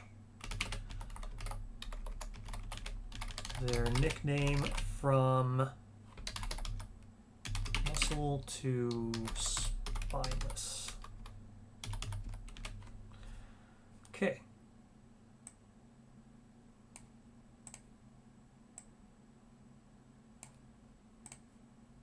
Okay, so now all of them become spineless. That's one thing that we needed to do. So that closes that loop on this branch of what happens to the survivors with muscle as their nickname. They now become spineless. Now we need to have boss themselves flee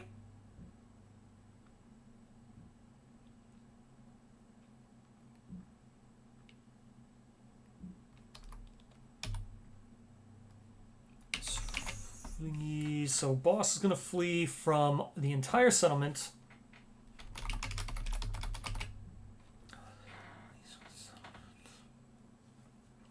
Nominated survivor in the settlement rebel against boss. Any survivors with the muscle nickname cower when the settlement rises up.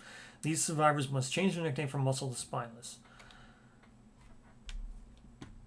Boss, which should be bolded, flees from the settlement if the nominated survivor are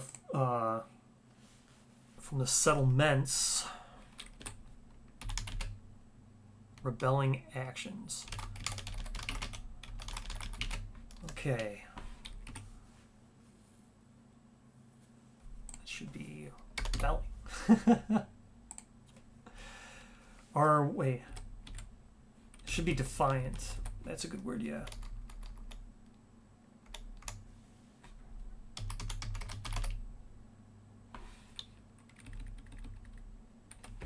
So boss flees from the settlement's defiant actions. Okay, and then now we go into the nominated survivor to reward specifically the one that was picked out by boss, who is now rising up. Then if the nominated survivor is age 3, so then we do all this. If they're age 2, all this. And gain the permanent luck for anyone below that. So now we've rewarded the nominated survivor from the old branch. We've rewarded them in kind for each possible of their selection choices. Any one of the ones that could have been selected, we've oops, still need this showing. So we need this. This gets hidden. This gets hidden. And now, so we go back to, that gets re-added back. Okay. Okay, so +1 permanent luck. And age 2. So they get +1 permanent movement. Okay, yeah, that's pretty good. now, I could also reward, well, maybe. All right, let's see.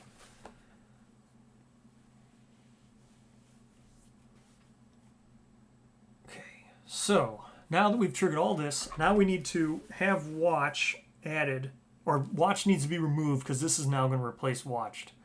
So now we need to have boss flee towards the lantern horde. So boss flees, so we can get all this pretty much removed. So that is how we're going to start this. This can come up a little bit and over slightly. Okay. Now we save.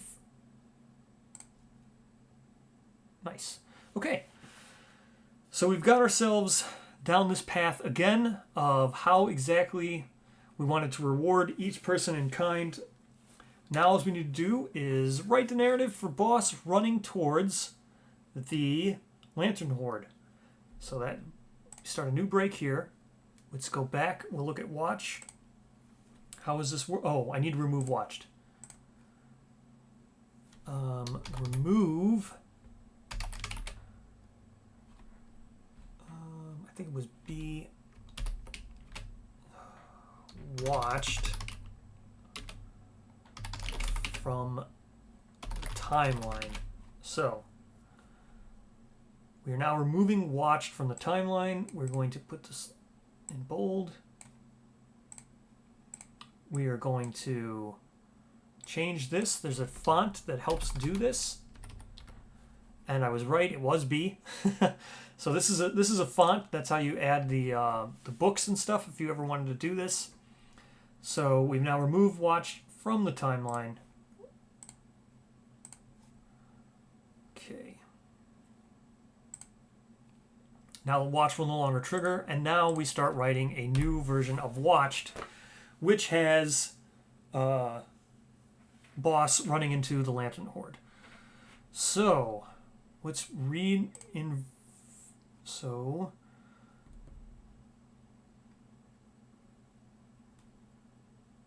we're going to say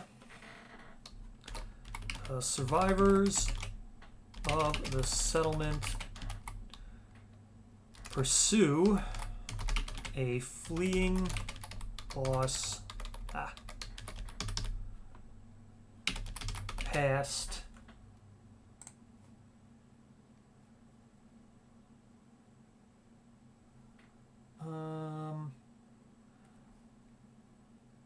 the ever-darkening lantern horde. Yes. So the survivors of the settlement pursue a fleeing boss around the ever-darkening lantern horde.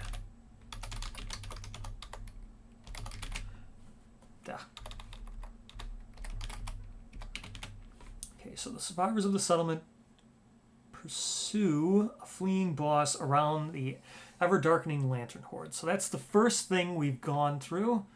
Next, we want nervous hush. So we don't want a nervous hush. Let me look at these. Change this back. Okay.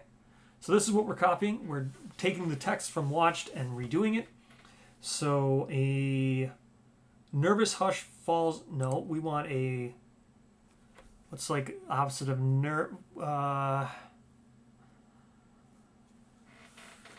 outbursts? Outbursts of yelling, I guess, would be one way of doing it. Yeah, why not, right? Outbursts or angry outbursts.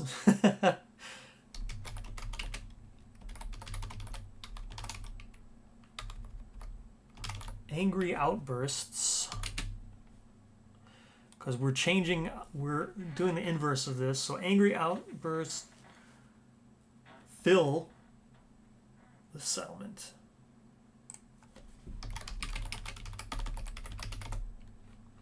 Okay. Next sentence. So we've got slowly. Nope, we want to want hastily.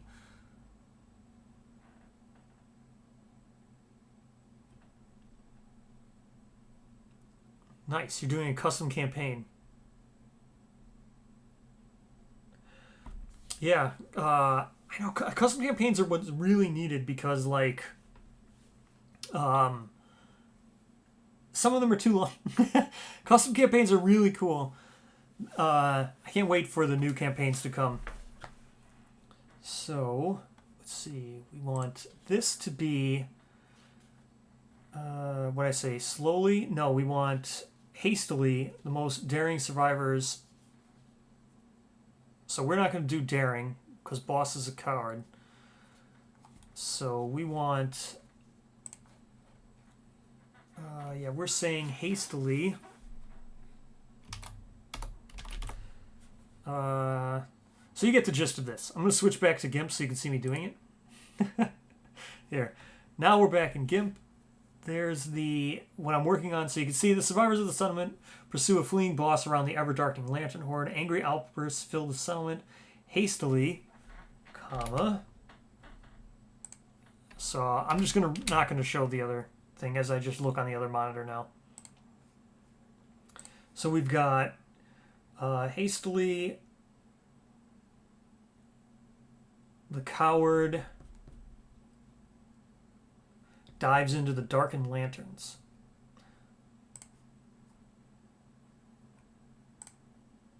So hastily, coward dives into the darkened lantern. Okay, so that replaces how that's worded. So hastily, the coward dives into the darkened lanterns, fleeing beneath them into a vast chamber. So that's the other thing we want. Fleeing beneath them into a vast chamber. All right. So what's the next thing? Unknown and undreamed of. I don't need it. We're not going to include that. Slumbering in the center of the chamber.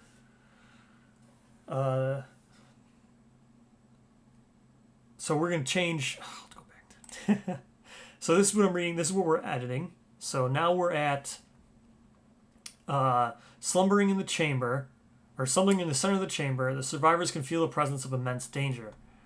So again, boss is kind of a little bit off here. So what he's going to see, so slumbering in the, oh wait, we need to say survivors from the settlement pursue. Survivors from the settlement pursue or follow. Slumbering in the center.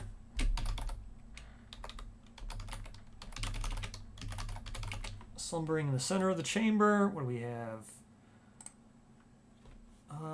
Slumbering in the center of the chamber. The survivors can feel the presence of immense danger. So we're altering this. We're doing it so slumbering in the center of the chamber, comma, boss feels a protective presence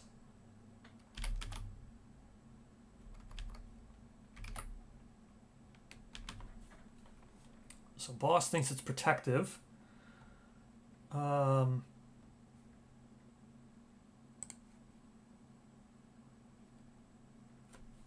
Feels a protective presence in the cocoon, right? Feels protective presence from within the cocoon. Within the cocoon. That should be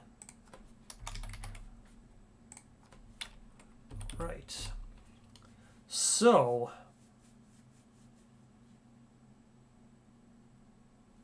not wanting or unwilling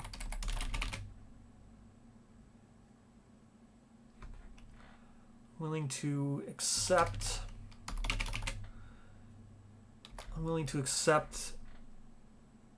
their fate at the hands of the settlement.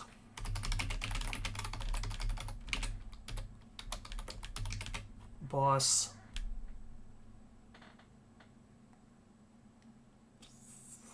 burrows, I guess, right? Burrows into the cocoon membrane.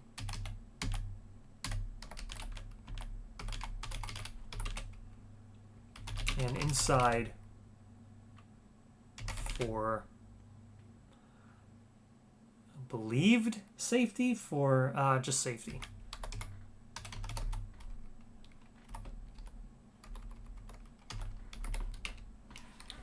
All right, so now we have inverted the watched thing to have it play out differently. Instead of in normal, where the survivors fear, this crazy guy loves it. He wants in. All right, so now that puts this, I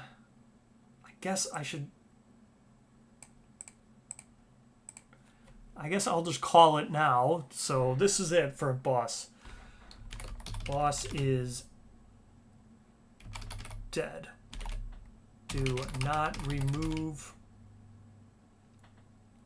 or do not discard, or I should just keep this survivors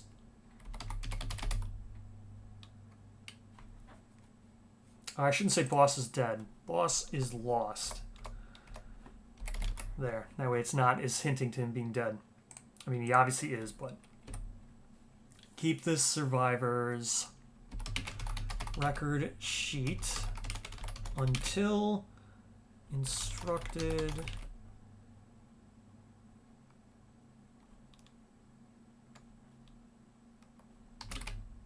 Until instructed to...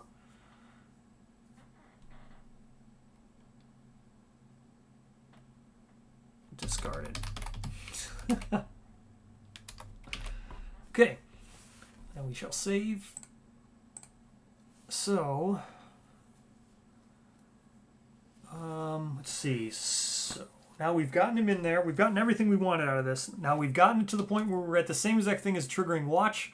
We've gotten to the point where we've got boss who went in there, got himself killed. We've got to the point where you're going to get oxidized regal gear from this.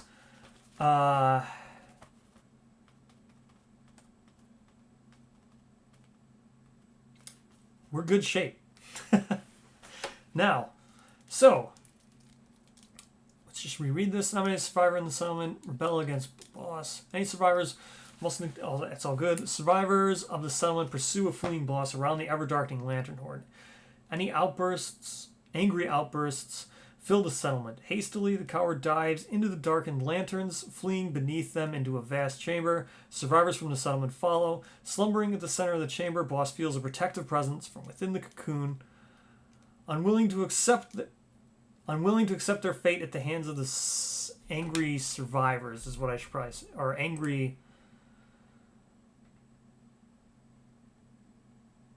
No, it's fine. At the hands of the settlement... Boss burrows into the cocoon membrane and inside for safety. Boss is lost. Keep the survivor's record sheet until instructed to discard it. Okay, so we're there. We've got to this point. Going to save. We will now... Well, now we have to do the normal... What's the remainder of watched? What happens after that point?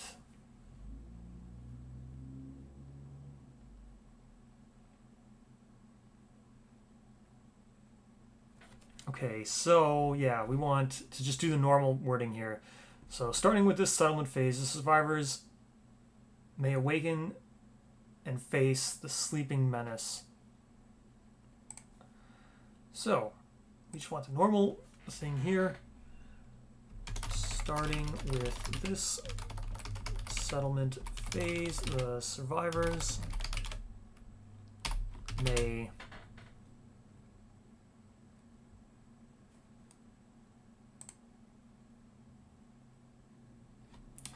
starting with the settlement phase, the survivors may awaken and face the sleeping menace.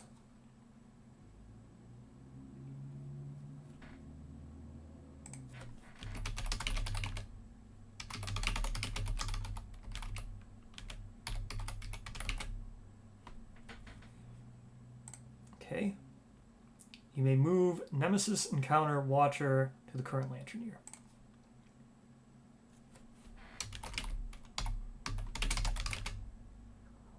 Oh, I forget what the sword was, but I think it was like N. Nemesis Encounter Watcher.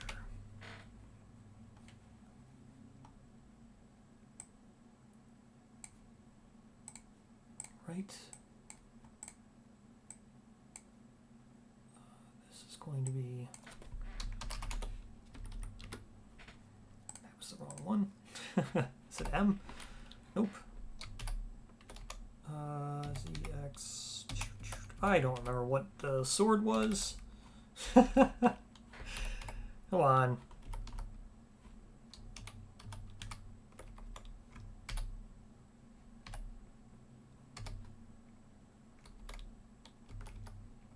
There it was. That took a second to find.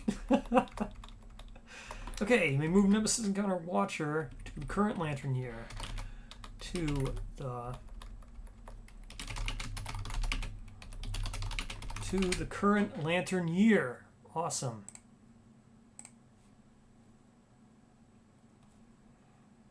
All right. So now we've got that done. The settlements have a different response to the discovery based on their conviction. Okay.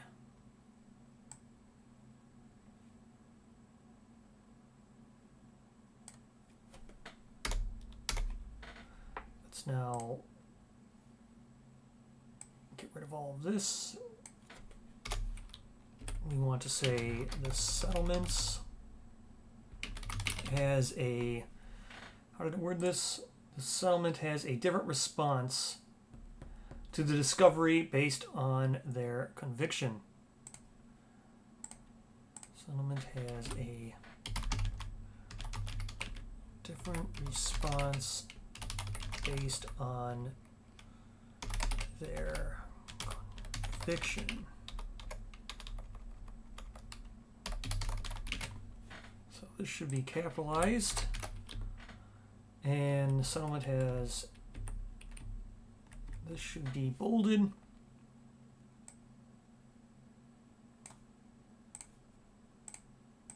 And this should be bolded.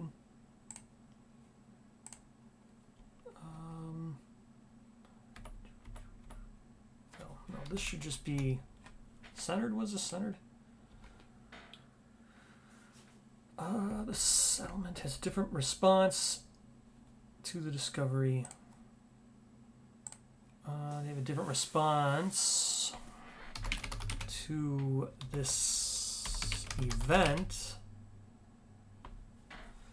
based on their conviction. All right, there we go. That makes more sense. So this part here, we want to be this.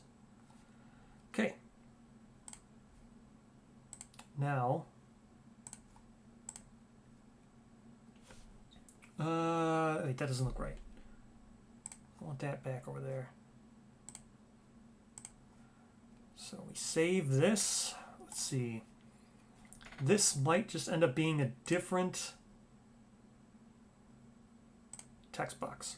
I think that's the only thing I can do. Now, what we need is barbaric and romantic. The graphics for barbaric and romantic. So, let's do that. I'll save. Let's go get those graphics. It's for barbaric and romantic. All right. So, we've got, let's see. Where do we go for the barbaric?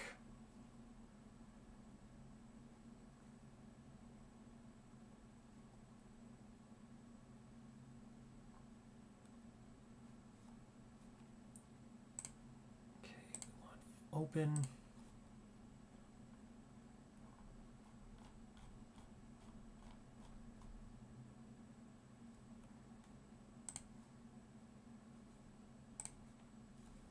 right, there we go. There's barbaric. So we want, we're going to go ahead and copy this. We want to bring it back to this. And edit, paste.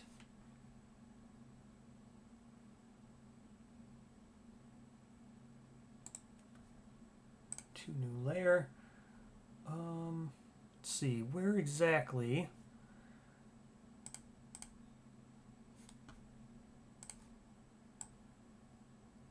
did they cut this off on here? So right below the arm, it looks like. So now we're going to scale this up.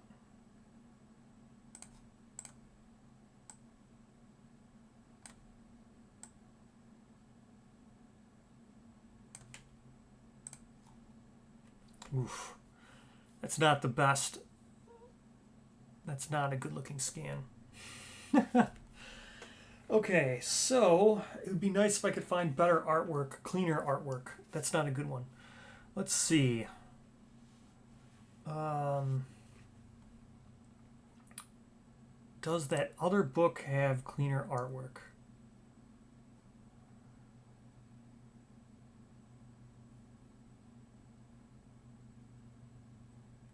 Oh. I'm glad you enjoy hanging out and talking KDM. Let's see, what am I doing? So I need this. Where is the art book? Does the art book have a good...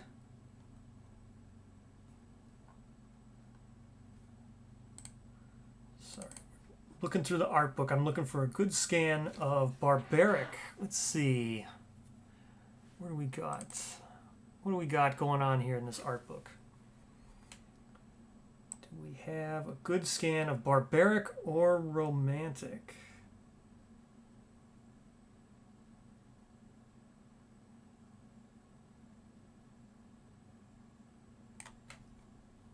Oh, I can switch. Hold on. Back to the art book. So we're looking for a good scan. There's Gambler. We want a good scan of barbaric or romantic. It's Graves, Queen of Death, Partnership, Stone Column. Doesn't look like we're going to have a good... We're not going to have a good scan of barbaric. All right.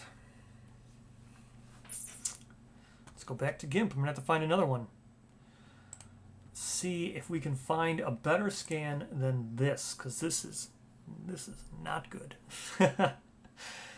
This is kind of nasty. So we're not going to use that. This is nope. That's just not going to happen. Or well, you know what? We can leave it for now, I guess, just to use it as a placeholder. Because it's going to be this. I got to scale it up a little bit more. But this is not a good scan of this.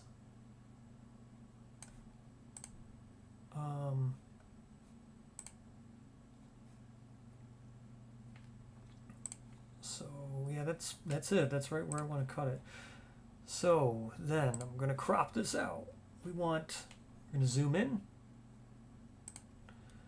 We go zooming in, boop, boop, and we want this to be cropped right along this line. There we go. Not a good scan whatsoever. Let's zoom out. No, that's a mess. I'm either gonna have to find another one or sharpen that up. But for now, it's what we've got to work with just as a placeholder. And then I'll have to get the romantic one. But I didn't see a romantic one either from that art book. So chances are we're just not going to use romantic till I can find a better scan of it. Or I have to scan one myself. But for now, that will just be the placeholders. So let's go back. We'll look at watched now. So we've got barbaric response and romantic response. Okay. So we've got the barbaric response. So what we got? We don't want that. We don't want that. We don't want that one.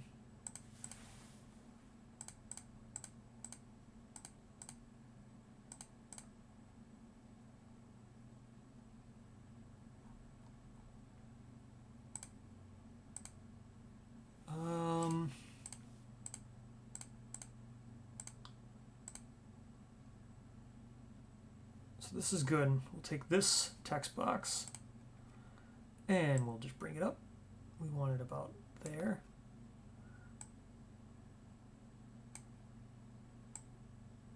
All right, looks good.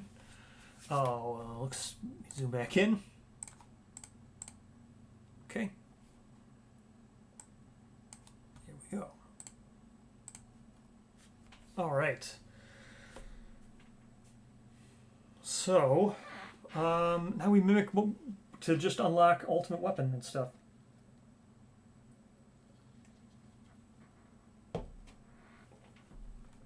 All right. Let's go. How did this word this? So, with the barbaric response, the survivors decide they must craft the perfect weapon to prepare themselves. Gain the ultimate weapon innovation. Okay. Let's see. So what we got here is barbaric response. So we need to make a new, here we go, new text box. We want it to fill the banner. All right. We also want, I forget exactly what text for the banners, but this I can just use as just a placeholder for now. So this is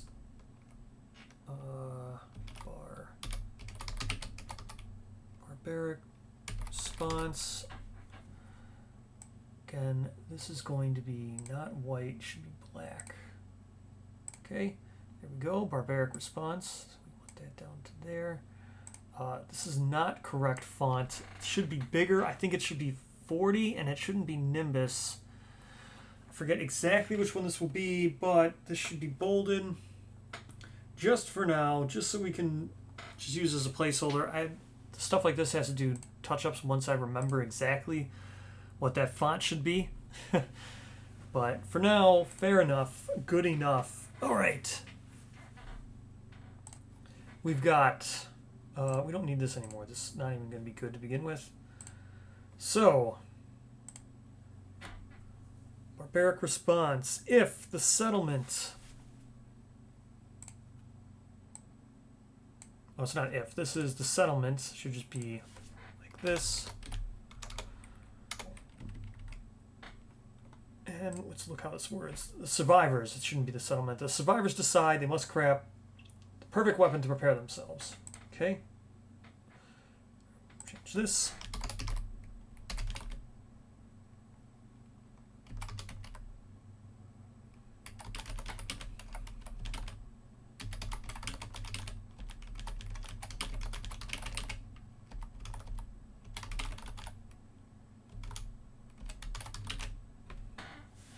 Okay, so there we go. Survivors decide they must craft the perfect weapon to defend themselves. Gain the ultimate weapon innovation.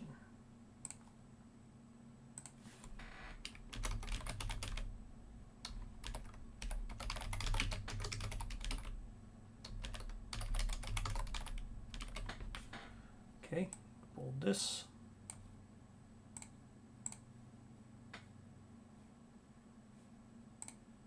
The ultimate weapon innovation.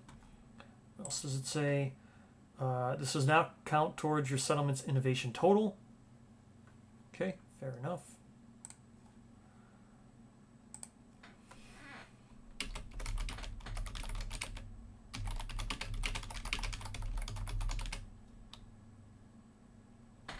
not count towards, not as. Towards your settlement innovation total. And then we're nominating a survivor, correct? Is that what we're doing? Nominate a survivor and roll 1d10. Yes.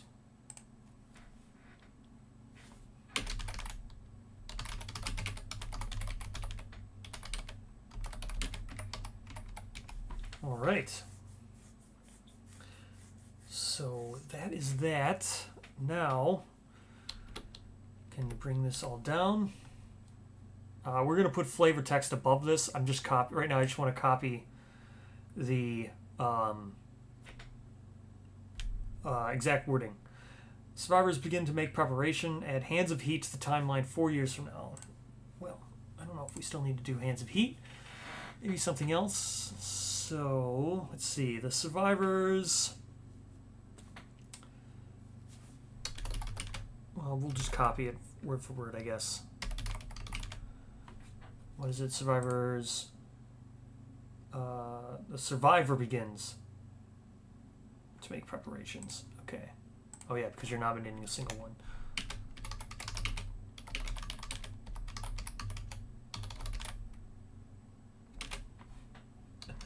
Add, are we adding Heads of Heat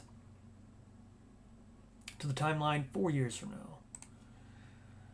Add Hands of Heat to the timeline 4 years from now. All right, this should be bolded. This should be not this. Right, saving. Awesome. Next thing, we've got the survivor silently decides that they are the true hero. Gain 1d10 insanity, permanent strength, and quixotic disorder.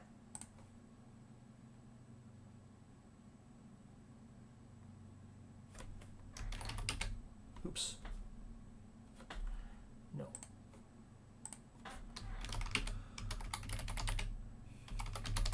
Survivor decides they are the settlement's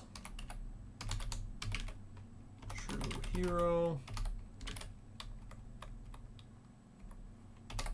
Should be altered a little bit, I guess. Doesn't really make sense since they just rebelled against someone else who was just trying to become a true hero.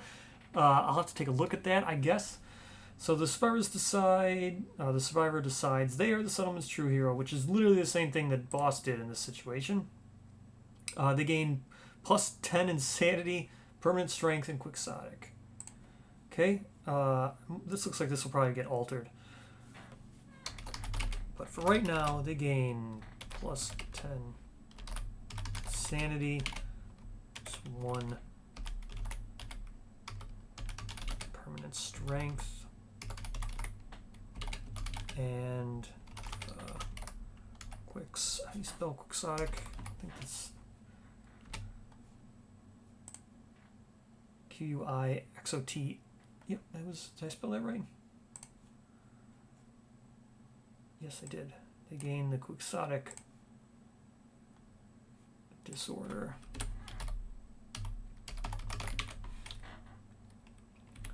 All right.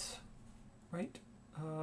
They gain plus 10 insanity, strength, quixotic. That is correct. All right.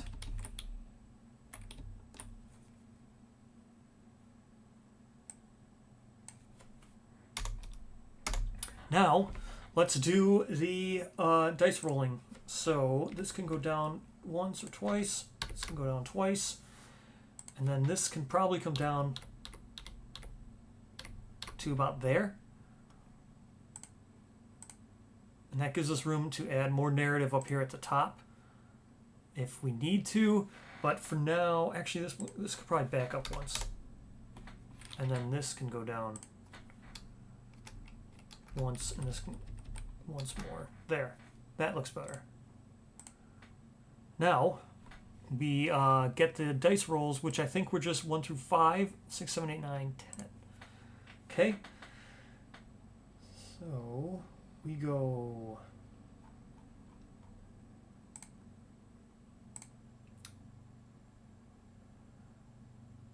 do that, this, and we've got ourselves dice. Where's dice? We want to copy this.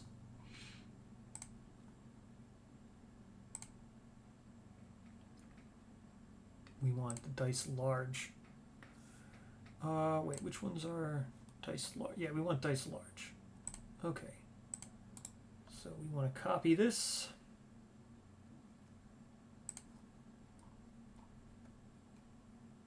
Now we can bring back what we were working on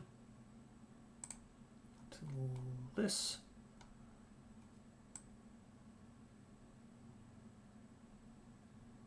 And go ahead and put this here.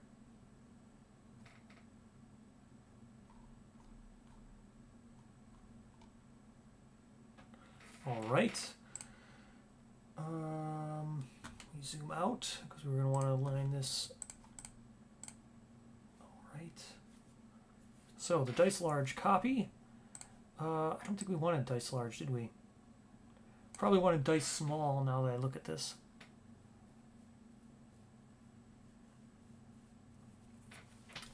Dice large looks okay.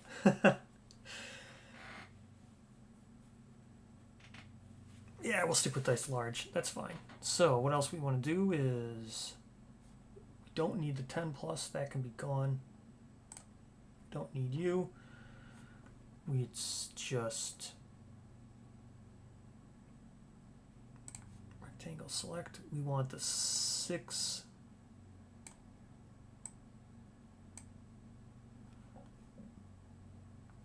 We just want to edit and get rid of this.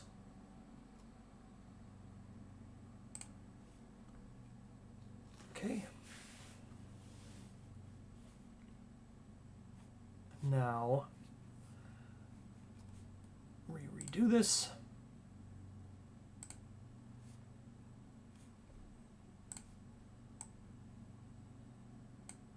Okie doke.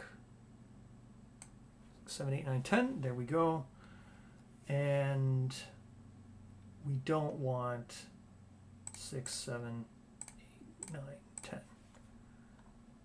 We just want you.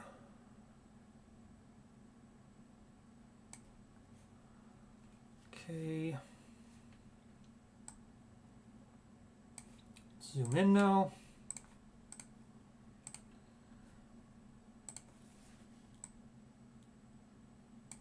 We want to find the middle and center this, but I can always do that later. So this looks good for now, so we'll go ahead and save it. Even though they're not lined up, they're not completely centered, but I can always do that later before finishing. So we want barbaric response to be something narrative now. So how do they respond to seeing someone get just obliterated by lightning? How should I word that? Oh man, it's almost been 3 hours. Okay, let's see. How do I word this? I didn't think it would take this long. I guess we'll just do this one page. But this just shows how long each page takes. And I've done like 30 or 40 of these pages.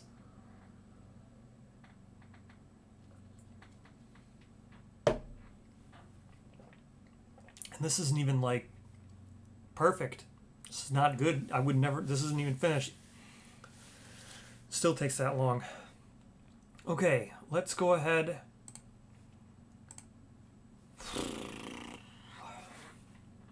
I might have to take a break.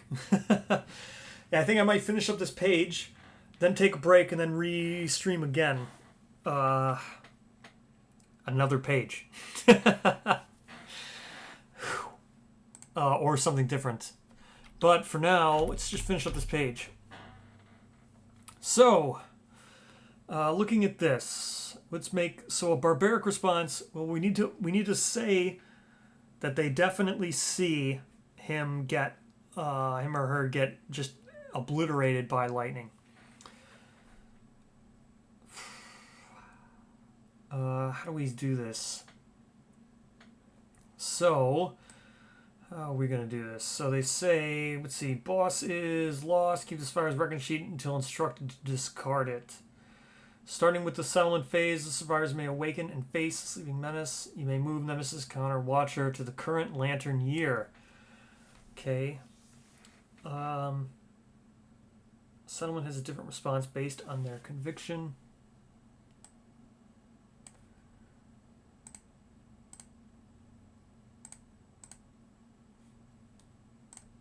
There's still words in there, right?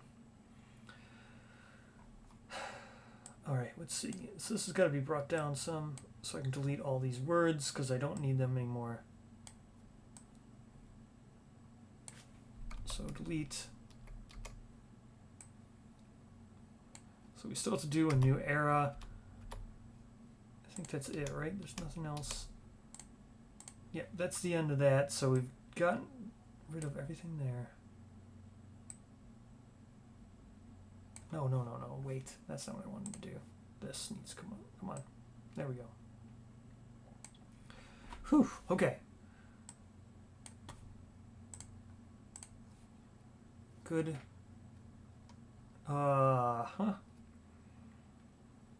So, now, back to this. What is that? Oh, select none. I don't want that showing. Select none. There we go. Okay. Now, to deal with the fact that he's going to get electrocuted.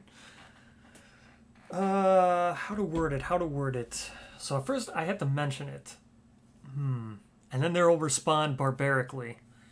And they'll decide they need to craft the perfect weapon to repair themselves. So, let's see. How am I going to do this? So the best way, so it should be something like upon... it should just say the settlement watches.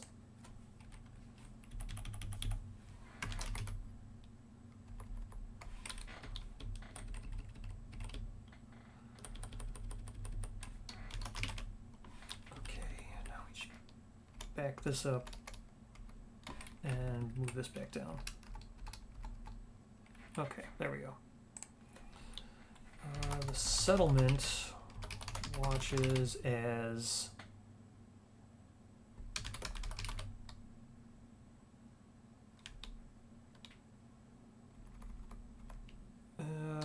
as boss disappears from sight.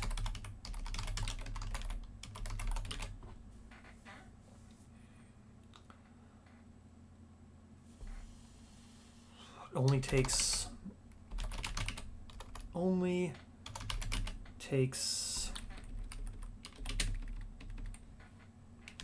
a few moments for the chamber.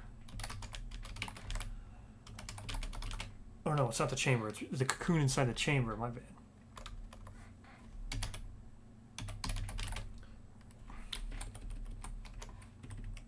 For the cocoon inside the chamber fills with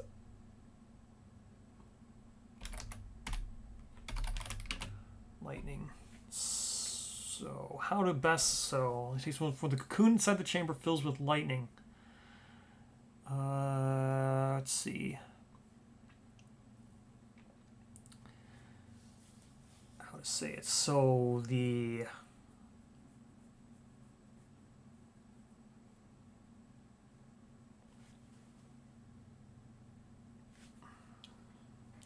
arcing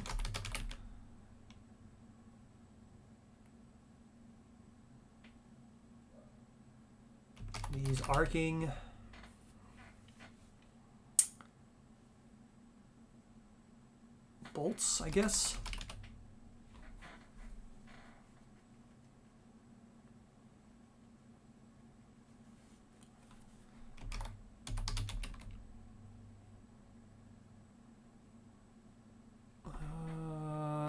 I guess this is the best way of doing it, right? The Ultimate Predator, that's what it's called. These arcing bolts reveal the ultimate... Was it capitalized? I don't think it was. No. Ultimate Predator was not capitalized. So...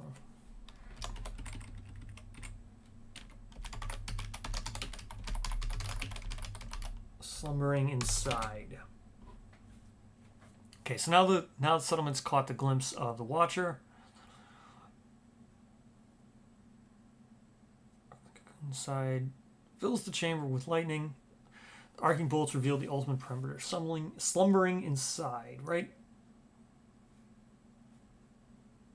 Did I say that up here? The survivors slumbering in the center of the chamber. Okay, boss burrows into the cocoon membrane.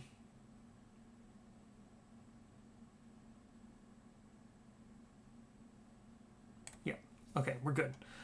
So, let's back this up now. There we go. So now we have all this lined up. Settlement watches as boss disappears from sight. Only takes a few moments before the cocoon inside the chamber fills with lightning. These arcing bolts reveal the ultimate predator slumbering inside. Survivors must decide, or the survivors decide they must craft the ultimate weapon to prepare themselves. Gain the ultimate weapon innovation. So now is when I need to add, or no, I need to go back up and add. So for it here, when it says move the Nemesis Encounter Watcher to the current lantern year, and then I need to add something, and then add another event.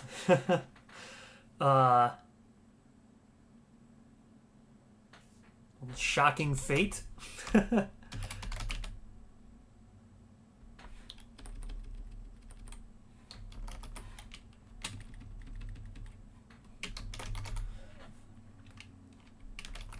To the lantern year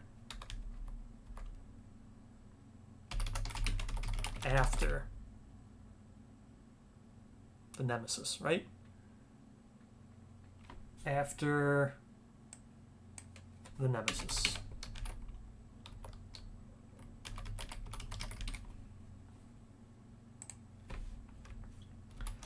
Okay, so this needs to be bolded.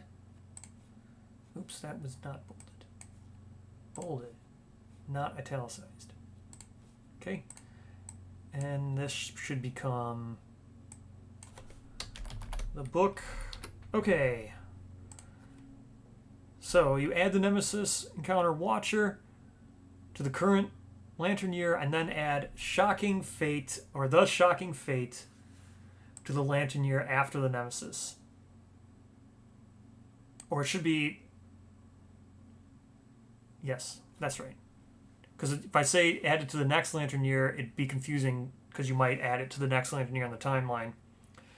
But this means you advance the Nemesis Encounter Watcher to the current lantern year, and then after you do that, you add Shocking Fate to the lantern year after Nemesis. So Shocking Fate is the story event that will reveal that he's dead in there. You find a skeleton, and that's when you gain an equal number of oxidized regal gear. Okay. Okay. Good enough. Someone watches as bosses. Perfect. Now, to finish this up, what we do is we save. And we go to this layer. Not this one. This one. So this layer, we duplicate. Duplicate the layer. Now we move the layer. And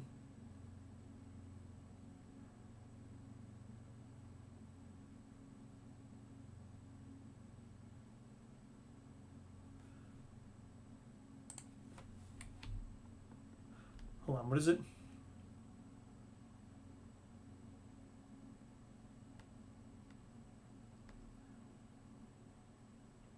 Oh yeah, I probably have spelling mistakes. That's correct. Oh yeah, it is it's cocoon, not cocoon. Yeah, I have spelling mistakes. I run spell checker on this afterwards because GIMP doesn't include a spell checker.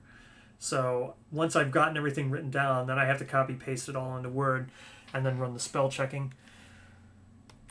So here we go. We've got this moved over. Now it's all in line with all this text and everything because we've duplicated it. So thank you for that, for pointing out the misspellings. I'll change it. That way it will save the spell checker sometime. So now I've got that moved. Let's go back, change this one to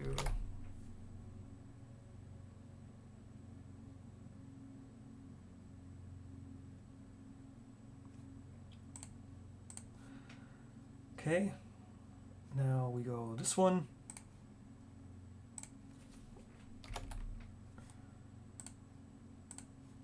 All right. Now what we also want to do is duplicate the 1 and the 5 here. So this was this, right? Yes. Okay. So we want to duplicate this. Duplicate layer. Yeah, no problem. It's fun. I enjoy it. Thank you so much for watching it and enjoying it. Hopefully it's enjoyable. So now I just got to move this over so everything's exactly lined up, and we will go with the fixing up the romantic side to be exactly the same. And then after that, so yeah, this moves over.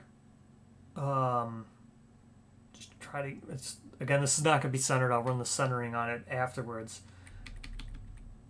But that looks good right there. This will now duplicate.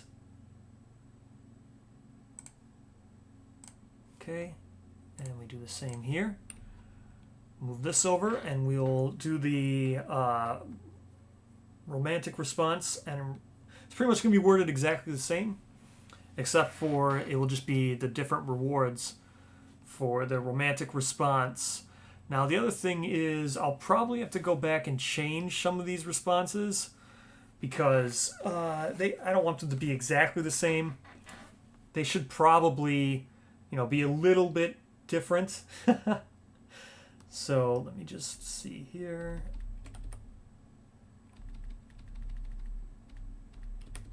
Looks about right. We'll go ahead and we'll save this.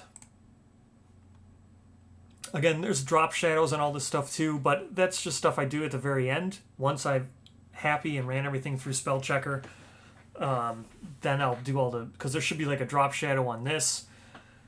But for now, again, I don't like this either. This is terrible looking. I need to fix that. So what else do we have now?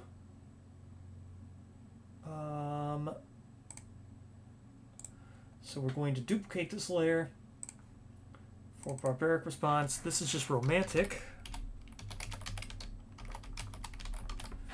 Okie doke. And now romantic response. We just move it, as you can see. And let's change it from barbaric to romantic.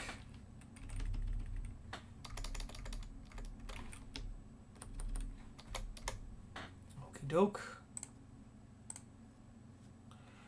Now we go back to watched, and we look at the romantic response. So the romantic response was survivors decide they must learn the perfect fighting art to prepare themselves. Gain the final fighting art innovation. Okay, they must decide. The survivors decide they must learn the perfect fighting art. Okay. Let's go back. Survivors decide they must. This is just going to become learn the perfect fighting art to prepare themselves.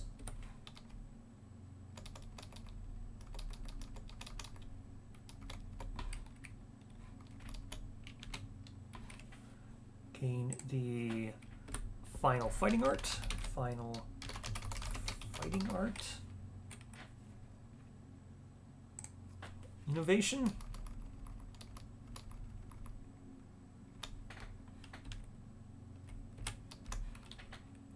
Does not count towards your everything, everything, and everything. Save.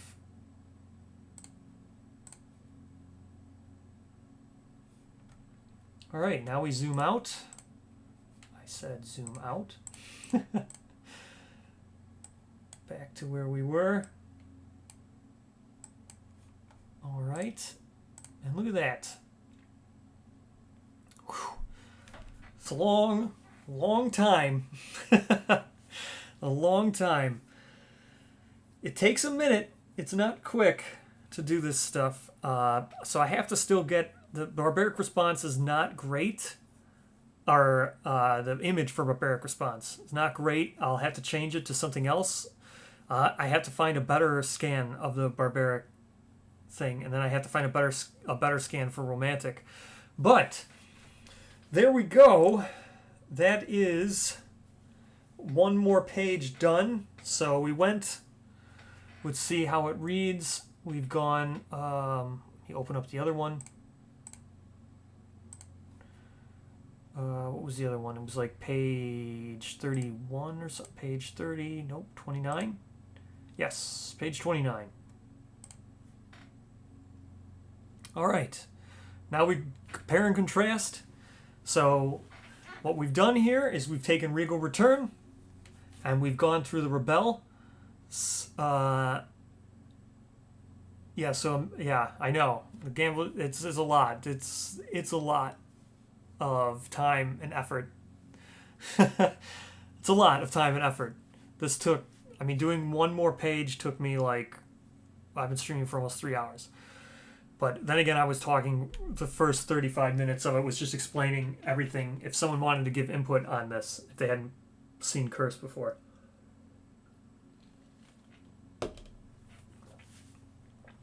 And I need to take a break. So, here we go. Let's just look at the work we did in 2 hours. So, let's go zoom in. Again, these are new Curse events for Curse version 2. The one we worked on here is, this is coming back. So you see boss is brave, boss has muscle. The survivor with the boss nickname must be alive to trigger this event. If they are not, skip this. And then you skip this event. So the hunting party returns with a new perspective. Regal armor is more than a curse. It's a symbol of true power. The survivor with the boss nickname proclaims themselves as the undisputed leader of the settlement, informing those who wish to challenge this claim they will be killed just like the girl. Boss is strong, boss is changed. So, then you have boss has new plans for the settlement. The Lantern Horde is not the only protection. Boss is a hero. The hunting party has the settlement's weapons, still has the settlement's weapons. With this advantage, the hunting party will make an example of a survivor. So then you roll on to make an example. Again, this is at random. It's either going to be an age 3, age 2, or age 1, or then someone with no age. Then they're going to make an example. Again, they just kill someone or rough up a survivor, and then you rebel. So if you rebel to stop the loss, you perform regicide. And regicide, here it is. So let's zoom out. So this is what we started with. The last event to be worked on. This is what we started with 2 hours ago. And we worked on regicide. So here's now regicide. That's the branching off of that. Again, we had nothing until we started working on this. So we'll zoom in. We'll read this now. So the nominated survivor in the settlement rebel against boss. Any survivor with the muscle nickname, again, is any survivor with the muscle nickname cower when the settlement rises up. These survivors must change their nickname from muscle to spineless. Boss flees from the settlement's defiant actions. If the nominated survivor is age 3 or more, the moment of defiance provides clarity, and they remove a disorder of their choice. Should probably just be all disorders. Well, you might not want to. I'm going to change this. It should be, they remove any number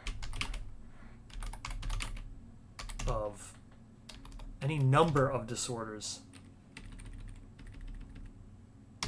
of their choice. That's better. You can almost clean someone completely up with this. So they remove any number of disorders of their choice.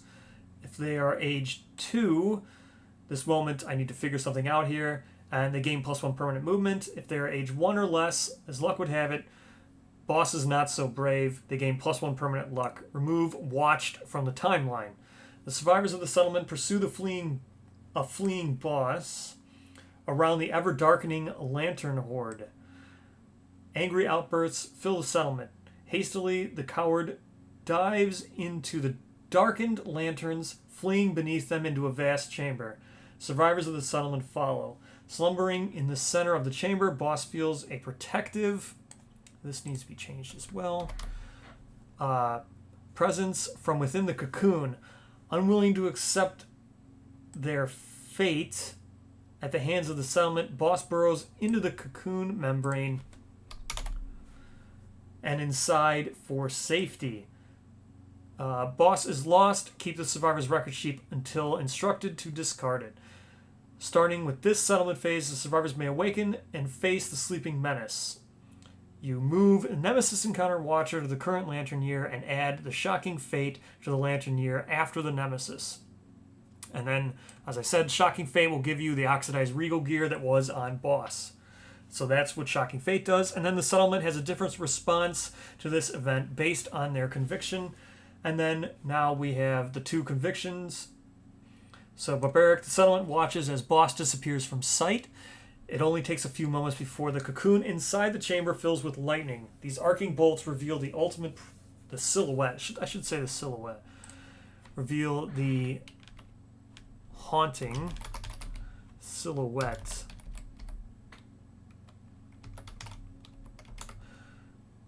Yeah. Right? Is it one L? I don't know. Yeah, I think it's 2 L's. Silhouette of the... So the haunting silhouette, that doesn't look right. It's just 1. I don't know how to spell silhouette. However it's spelled, I'll catch it in the whatever. Then this just gives them the ultimate weapon. I'll probably change these a little bit to make it more unique. And then this one, Sunwell watches as boss disappears from sight. It only takes a few moments for cocoon inside. These arcing bolts reveal the same thing.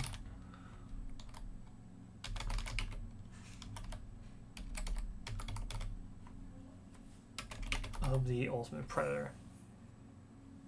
Alright. So that works. Alright. It was a lot of work. I'm going to take a break now. So, thank you so much for watching. Yeah, it's +1 movement and +1 luck. It's because there's a possibility that, let me zoom out. There is the possibility of there being a age 1 survivor, age 2 survivor, and age 3 survivor being nominated from the other event. So there's a possibility of 3 different survivors, or 4 different types of survivors. So I figured I should reward each survivor in kind as well, just in case. That way you might want to select different ages. Or, well, you can't select, but if you could. So that is why the different ages provide different rewards. So, yeah, I need a break. I've been talking for a long time, but again, thank you so much for watching. I might do more tonight, another page. So, hopefully it was entertaining.